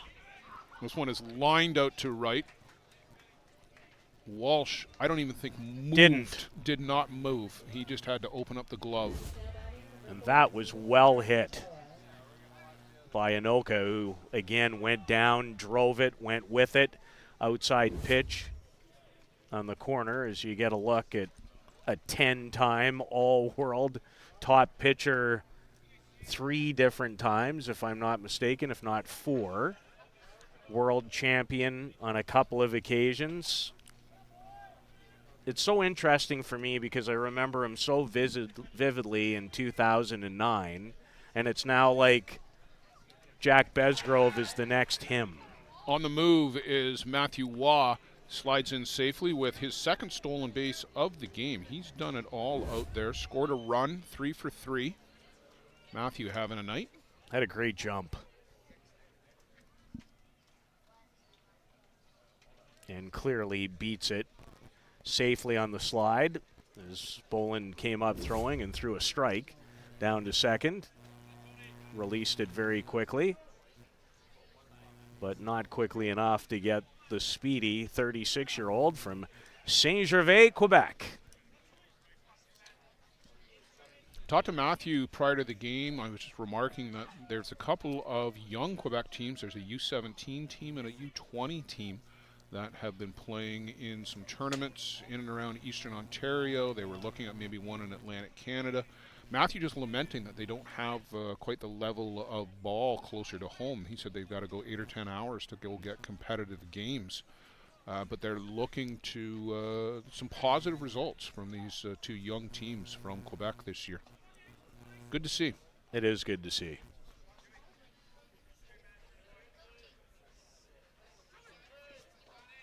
This one drilled. Forget about it. Jerome Remeke one hops the exterior fence. Eric Ochoa smokes this one to left center. No doubter. Clobbered by the veteran American. Looks skyward at the plate. Watch this. He goes with this pitch. It's on the outer half, but he's got so much strength in this swing. This is just an absolute no-doubter. That's the perfect description. Clobbered with a capital C. The only thing I questioned was it going to clear the second fence. Came close. 2-run shot for Eric Ochoa, his first of the year after a couple of strikeouts earlier in the game, so some redemption too for Eric Ochoa. Cole Evans homered in his last trip and in for a strike.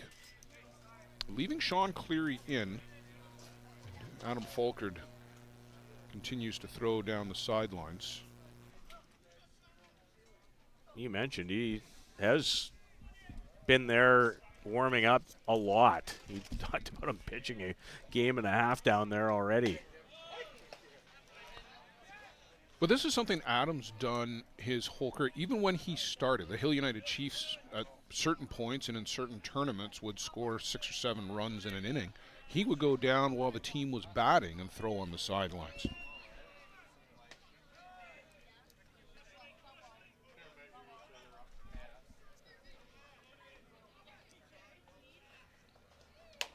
Little changeup off the end of the bat. Evans will get tagged out at the base. But a big, and I mean big, 2-run home run by Eric Ochoa stretches the lead out to 5. We'll go to the top of the 6th. Bear Creek, pretty big mountain now, if it wasn't before.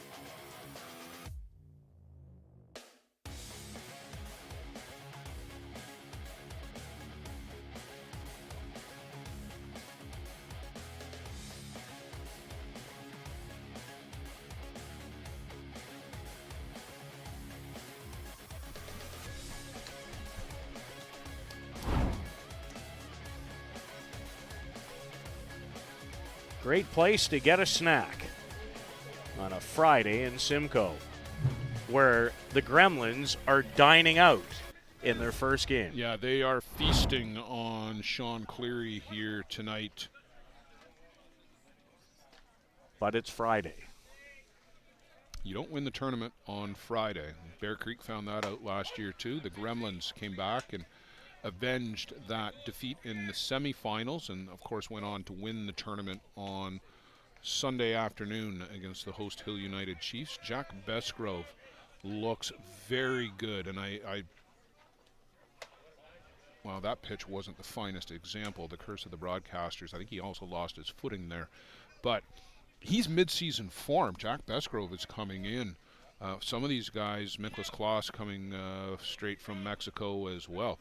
But Besgrove, he's not rounding into form. He's already in form. That was well hit by the 30-year-old from Prague. And Bear Creek, let's not forget, they have yet to register a hit. Either Pablo Migliavaca or now Jack Besgrove, who entered the game in relief. 3 walks on the night, all for Migliavaca. Wayne Laulu twice, and Colin Walsh. It was the back-to-back walks to Walsh and Laulu that ended the night for Migliavaca. Besgrove came on to get the final out of the 4th. And zips in a rise ball on the outside corner. Kloss can't get the bat off the shoulder and picks up his 2nd strikeout of the evening. Well, it's interesting because that pitch, we had it dialed in at 74, and it seemed, and I'm sure that it's 100% correct, but the late movement, Blair, and the spin, and we talked about it in between innings, not just up and down, but how it'll move side to side. There's an off-speed pitch, and Pomeroy is more than fast enough to beat that out. Cole Evans makes a spectacular play just to get to it, but that is the first hit of the game for the Bear Creek Express, going to the 2-batter Jordan Pomeroy. How does Cole Evans even get to that? That is just a spectacular fielding play by the 26-year-old Evans. Look at the out, like full stretched, yeah, and then got a lot on the throw. And had it not been for one of the fastest guys in the game in Pomeroy, we're going to have another one of those highlight-type reel plays. That was just incredible. And Blair, the only thing at times for me about this game is I'd like to see more of it. And there are some games where there just are not a lot of opportunities, to be honest, to have great plays like the one that we just saw. Yeah, no, you're right. And the ratio of strikeouts, again, you go back to Jack Besgrove, striking out 70% of the batters that he faced. It's a little different here at the ISC level, but Cole Evans, and we talked about this last year, the defensive display that this guy can put on. Well, when I watch Cole Evans, there's the play again here. And look how much he gets on the throw, too. And you're absolutely right. If that's not Pomeroy, if that's somebody else in the lineup, they're out. If it's not Pomeroy or Bruce or someone, of that nature, a Nick White or somebody like that, there's a lot of guys in the lineup tonight who are going to be out. Yeah, without a doubt. But to get back to Evans, and you talked about his debut at the 2015 World Championships for the New Zealand Black Sox when he was only 16 years of age. Cole Evans was born, Blair, to be an elite softball player. Oh, I think of 2 guys in particular, and there are many, but I remember the first time I ever saw him in person, and the name Marty Kernaghan might ring a bell. I know, but exactly I remember growing up in Saskatoon and watching, and it's not just how they play, it's just they have a presence about them, the way they field the ball, throw a ball, how it looks. Like, the word effortless often comes to mind with the way the top guys play. Here's Cole Evans again on the run, snap, throw. Just makes it look so seamless and smooth. I mean, there have been so many incredible players that we've both been lucky to watch for a long time. But, when you mentioned earlier tonight, and I certainly haven't seen Cole to the extent that I've seen some other players over the years in person, but he is a very impressive. For you to talk about him being in, the top 10 in the world or top 5 or 6 in the world, I don't think that's a stretch. I really don't. All around. Oh, absolutely. All around. Offensively, defensively, the leadership skills that he comes by them naturally, too. And he's so smooth. He's a nice guy to talk to as well. There's no air or pretension about Cole that I've sensed.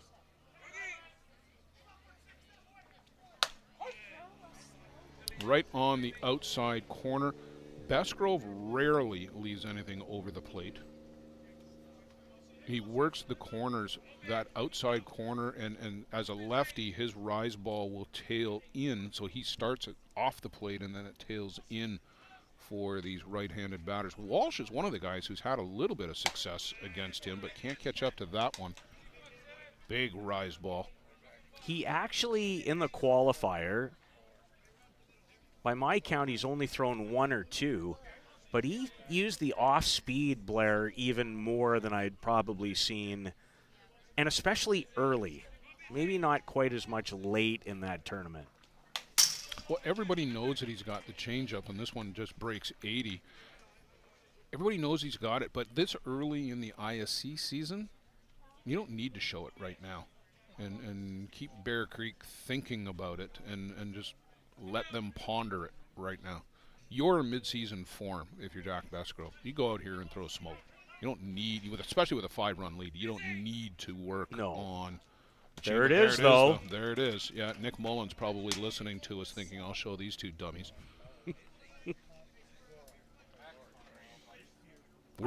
I just think it was nice that he was listening and maybe he thought, well, we're just going to show this. Yeah, we're about 8 feet behind Nick Mullins, and the players aren't listening, but they can hear us. I do know that. Oh, there's no question about that.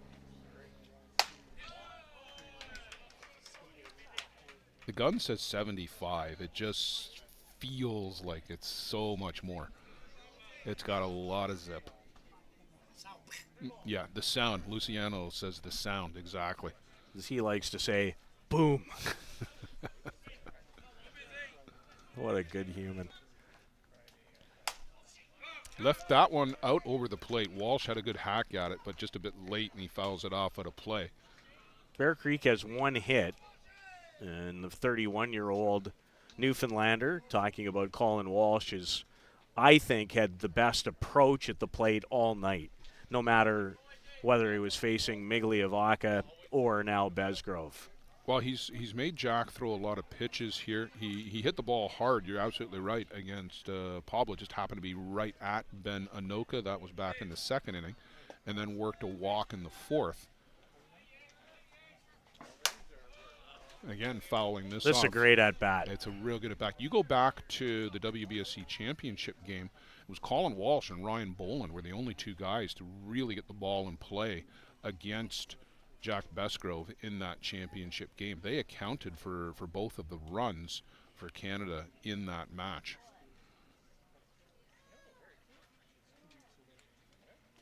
Yeah, 5-2 was the final in that championship game. Canada beat Australia. Sean Cleary was outstanding in the round-robin portion of the event. And roundly beat Australia, too. Derek Mason took Besgrove deep twice, if memory serves, in that game. Once for sure. Might have been 7-0 or something along those lines. Called strike 3. Bends in one at the knees for the 3rd strike. Just his 3rd strikeout in 2 1/3 innings. Not quite the same ratio as last week in Mexico, but just as effective. Jack Besgrove strands Jordan Pomeroy at 2nd. We'll go to the bottom of the 6th. New York Gremlins looking for 2 to end it early.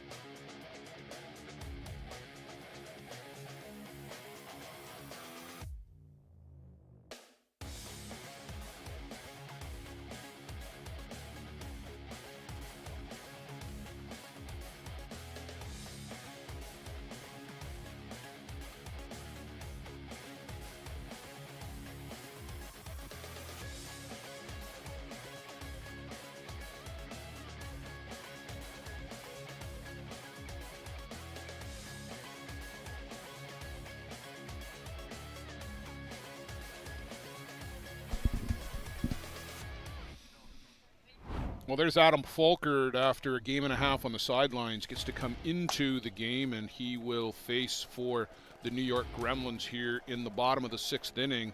Blake Hunter, Ladislav Malorczuk, and Brian Avery, 6, 7, 8 for the Gremlins, the scheduled batters. But as I say that, we've got a pinch hitter coming up, and it's Mumu, who stays in the game for Hunter. He came on to pinch run in the 4th. And scored. And scored with ease. That was on the wild pitch. So he'll get to face Adam Folkert leading things off here in the 6th and pours in a strike.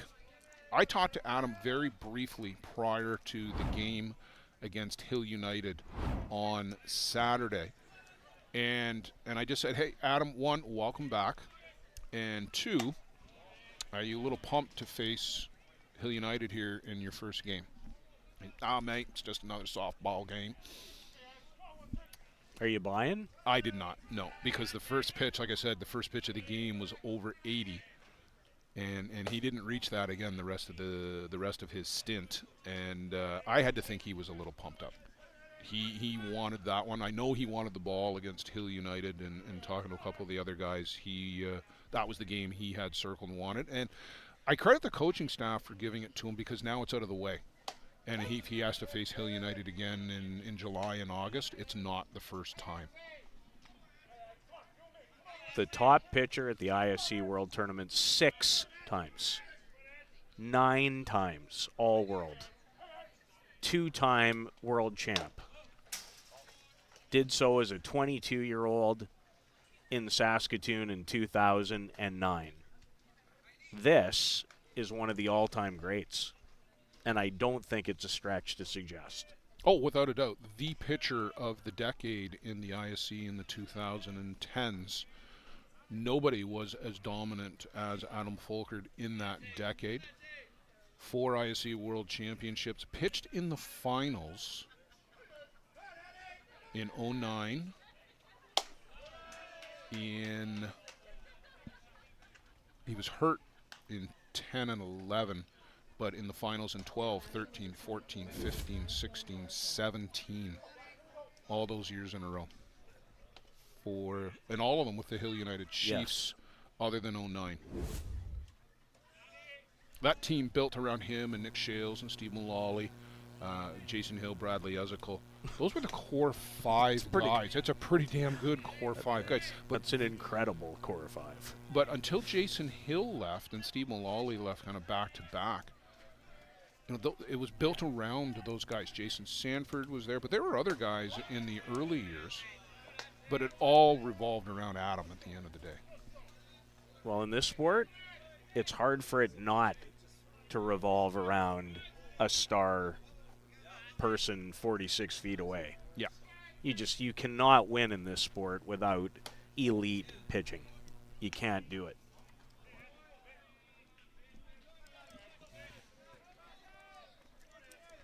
Well, and Adam was elite, and not just elite, but he was head and shoulders above everybody else.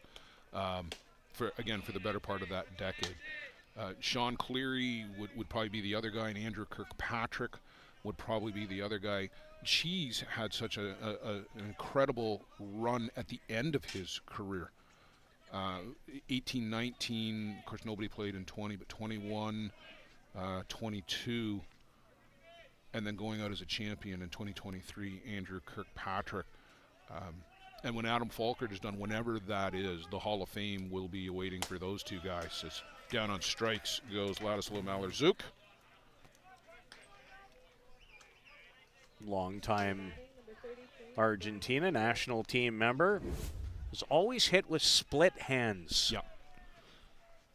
Yep. Which isn't overly common, but always has. Brian Avery to the plate, MVP in the ISC in 2018 in Kitchener. Was at the final of that particular event. The first of 2 back-to-back for the Gremlins. They beat Ramon Godoy and Circle Tap that year. Godoy just about out of gas by the time the final started. He pitched a heroic game against Hill United in the loser bracket final to get Circle Tap. That was a great game. Yeah.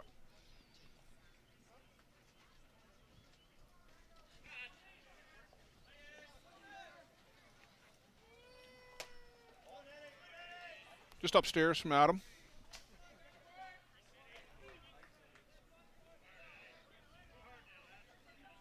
I mean, and if you're Riley Mannion on this team, what two great examples to learn from and watch. And just these two guys, Sean and Adam, are the Icemen. Nothing ever rattles either of these two. You could be up 7-0, down 7, and you would never know. Avery aboard on a walk as Folkert struggles to find the strike zone with some consistency here against the 8-batter in the lineup for the Gremlins. Probably hits cleanup on just about any other team here. He'll give way to Redemar, another player from Argentina. Yeah, Lucio Redemar, a speedster. Hill United has got 3 guys in their lineup, Biondi and White and Pecker. And then you throw Redemar into this mix and Tani Mumu. And boy, that would be a great foot race.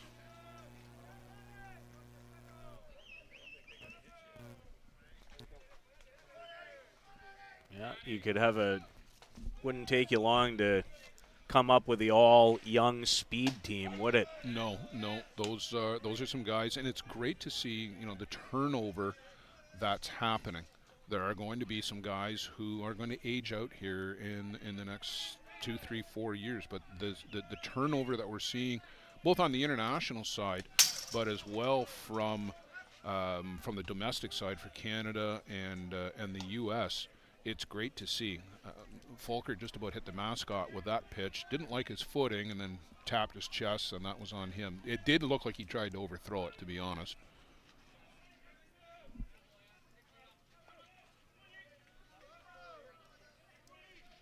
Trying to get on the same page right now with catcher Ryan Boland as he takes a look at the armband. I was just about to say they've gone to the armband, and Australia really the first to utilize that on the men's side. And part of it, I think, is, the lights are good here. I wouldn't say they're major league quality. They're good. But especially in these night games and with a runner on second base, they're going to go to the system. It's so prominent in the women's game, especially collegiately.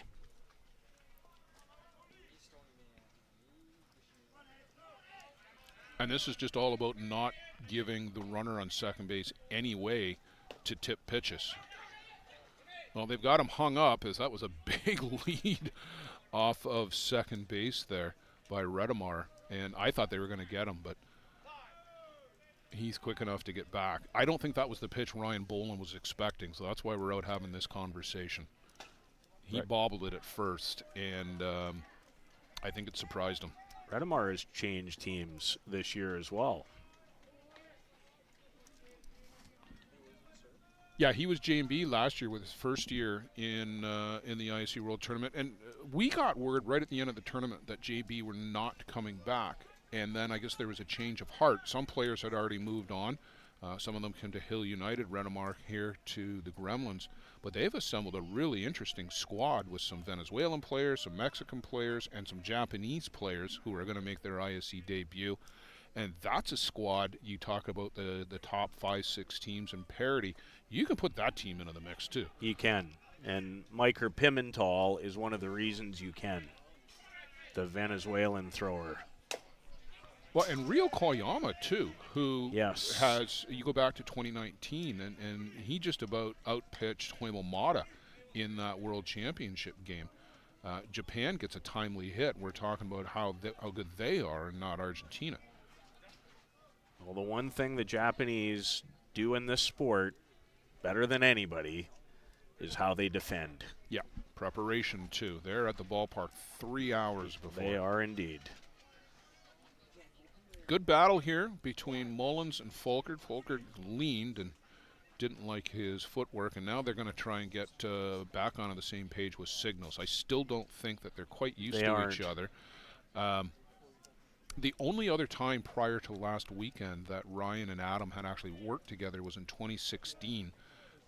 If you remember, there was a tournament down in St. John's, Newfoundland. The Toronto Gators went down. Hill United went down. Adam came down early and pitched in a league game with Ryan for a couple of innings. This one is foul back out of play. That was the only time they had worked together in the decade of the 2010s. And then here we are now, 2024, 8 years later, the opportunity to do it here.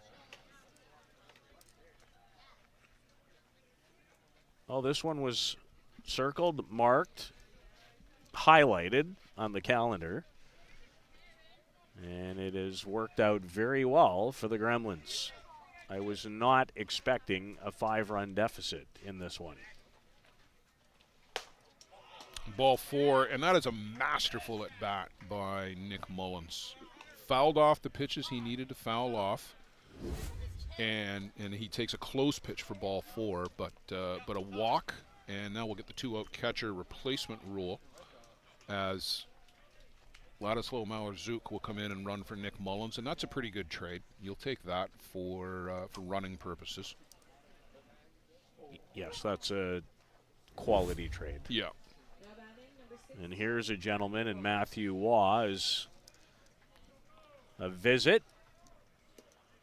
Is Bear Creek, last year's World Championship finalists, trying to avoid more damage here in the bottom of the 6th. And Matthew Waugh has been one of the key players in the game. He's a perfect 3 for 3, including a not even check, an excuse me single his last time up.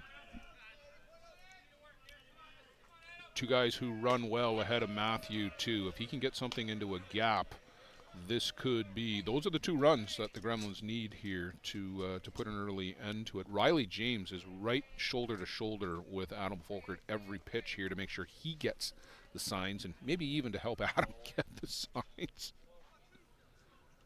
Yeah, this has not been an easy transition. And here he comes right back again. You don't see that. No, he's been in for about the last half dozen pitches here. Nick Shales does this from time to time, too. Number one, he wants to know what the signs are, does Riley James. But I also think he's peering in for and helping Adam out as well, because he may not be looking and being able to pick them up. Called strike 3, outside corner. Matthew Waugh caught looking. Make it 3 for 4 on the night for Matthew Waugh. Adam Folkert and Ryan Bowen are going to walk off talking to each other. A tap on the back there from Adam to Ryan. They get out of it. We'll go to the 7th. Last call for the Bear Creek Express. Got to get this train cranked up if they're going to get out of the station.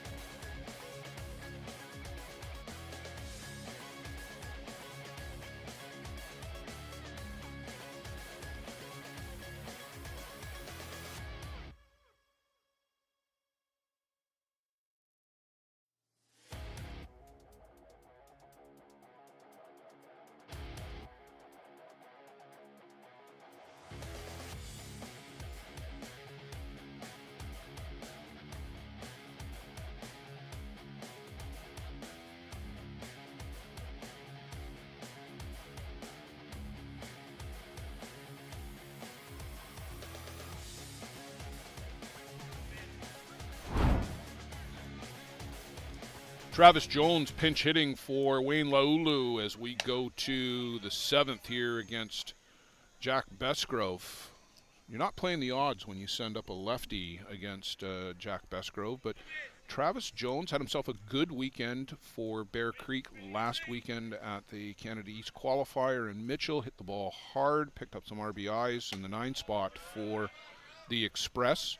They did not hit the ball very well, I thought, overall as a team. They left some runners on. They really scuffled against Pami Mazalukwa, who threw a brilliant game for the Chippewa Chiefs. Just to finish that story, we started way earlier. They rallied for 2 in the bottom of the 7th to walk that one off 2-1, and Jones was in the middle of that. But they're just rounding.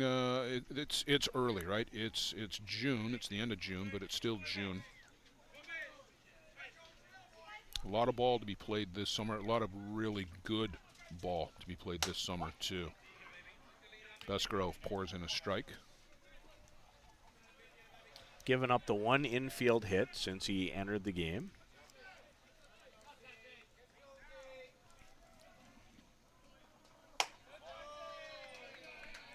Ball 4 to Travis Jones. Doesn't chase, and that's a good pinch hit at bat. You know, you get sent into pinch hit in the 7th, Peter. You're thinking about making something happen, but you're down by 5. You've got to get a bunch of base runners aboard, and that's a good at bat by Travis Jones. That's going to put him in good stead with the coaches too, because he's in a battle for playing time.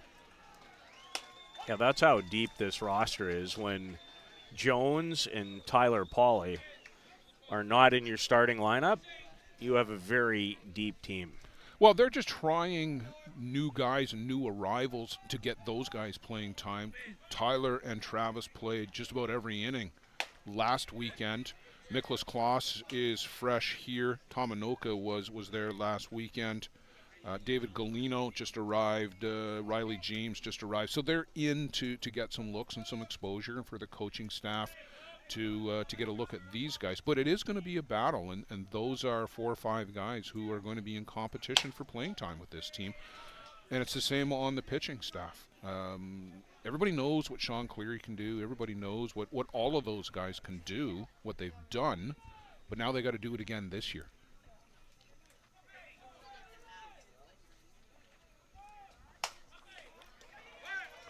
Off the glove of Besgrove, knocked it down, but he couldn't do anything else with it. So an infield hit for Tyler Pauly. And Bear Creek has got something cooking just a little bit here in the 7th. You can see, well, actually goes off the ankle, did it not? Yeah, it did. I thought maybe at first look he got the glove on it, but No, it looked like it was right off the top of the ankle or the foot. well, nobody is coming out to check on him, so I guess he's all right. Ryan Boland will step in with a couple of runners aboard. Great look from the drone. Chases that big sweeping curve to left-handers. In the last 2 summers, I've seen that drone end up in some very interesting places. I'll go back to the 2023 ISC opening ceremonies and an oops moment as it fell and dropped about 6 feet away from a couple of people who thought it was a plane crash, not a drone crash. The sad face on the look of Luciano. Oh my gosh, I felt so bad for him, but it was not salvageable, that particular one. But some of the look at this aerial photography. You're just outstanding. We don't need a blimp. We've got a drone. Correct.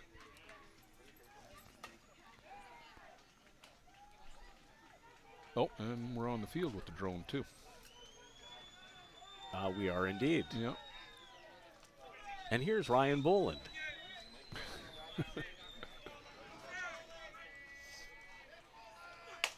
There's a little flare on the infield.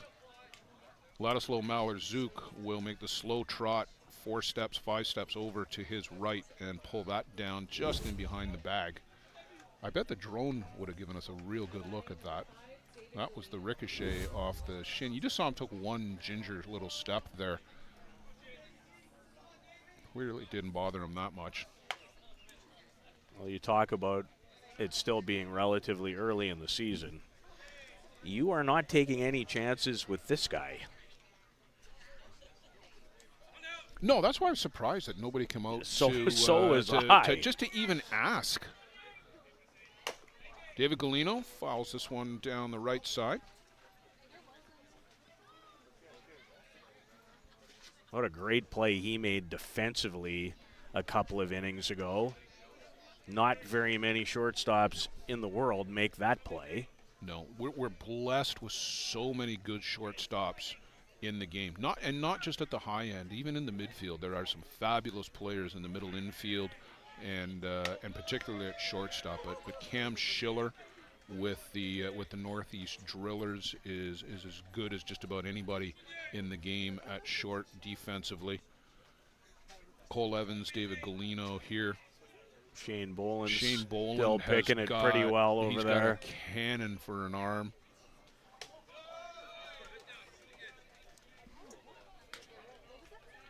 Well, these two 26-year-olds in this game are both awfully good.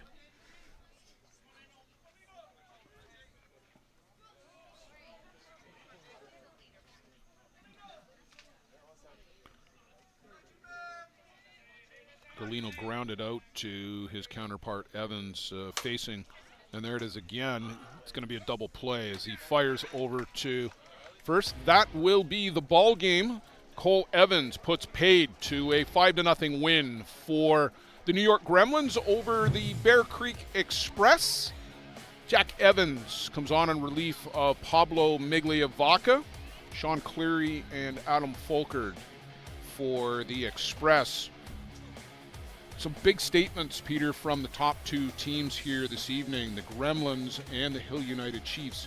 Big winners here on opening night at the Chiefs Challenge. And against very good teams. You know, we're talking really about the top four ranked overall. Yeah. And so when you think about the 8-2 triumph by Hill to start the night, and this a very commanding 5-0 win in game number 2 of last year's two finalists that met for the ISC World title. Yes. Yep. Definitive wins by the Gremlins and the Hill United Chiefs. So big statements by the number 1 and number 2 teams in the rankings.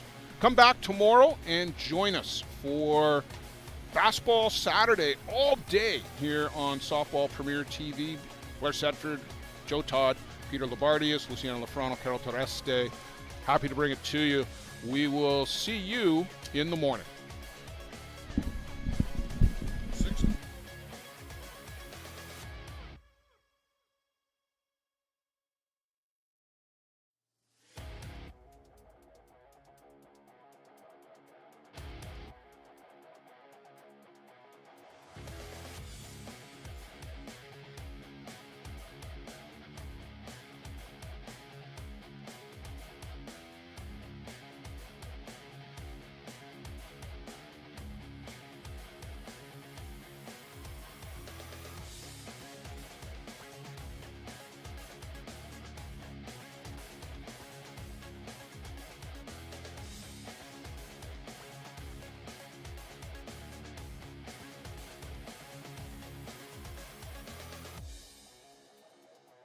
Visita la nueva innovación de softball, el sitio web donde podrás vivir los mejores torneos de América, juegos en vivo, noticias, torneos y más.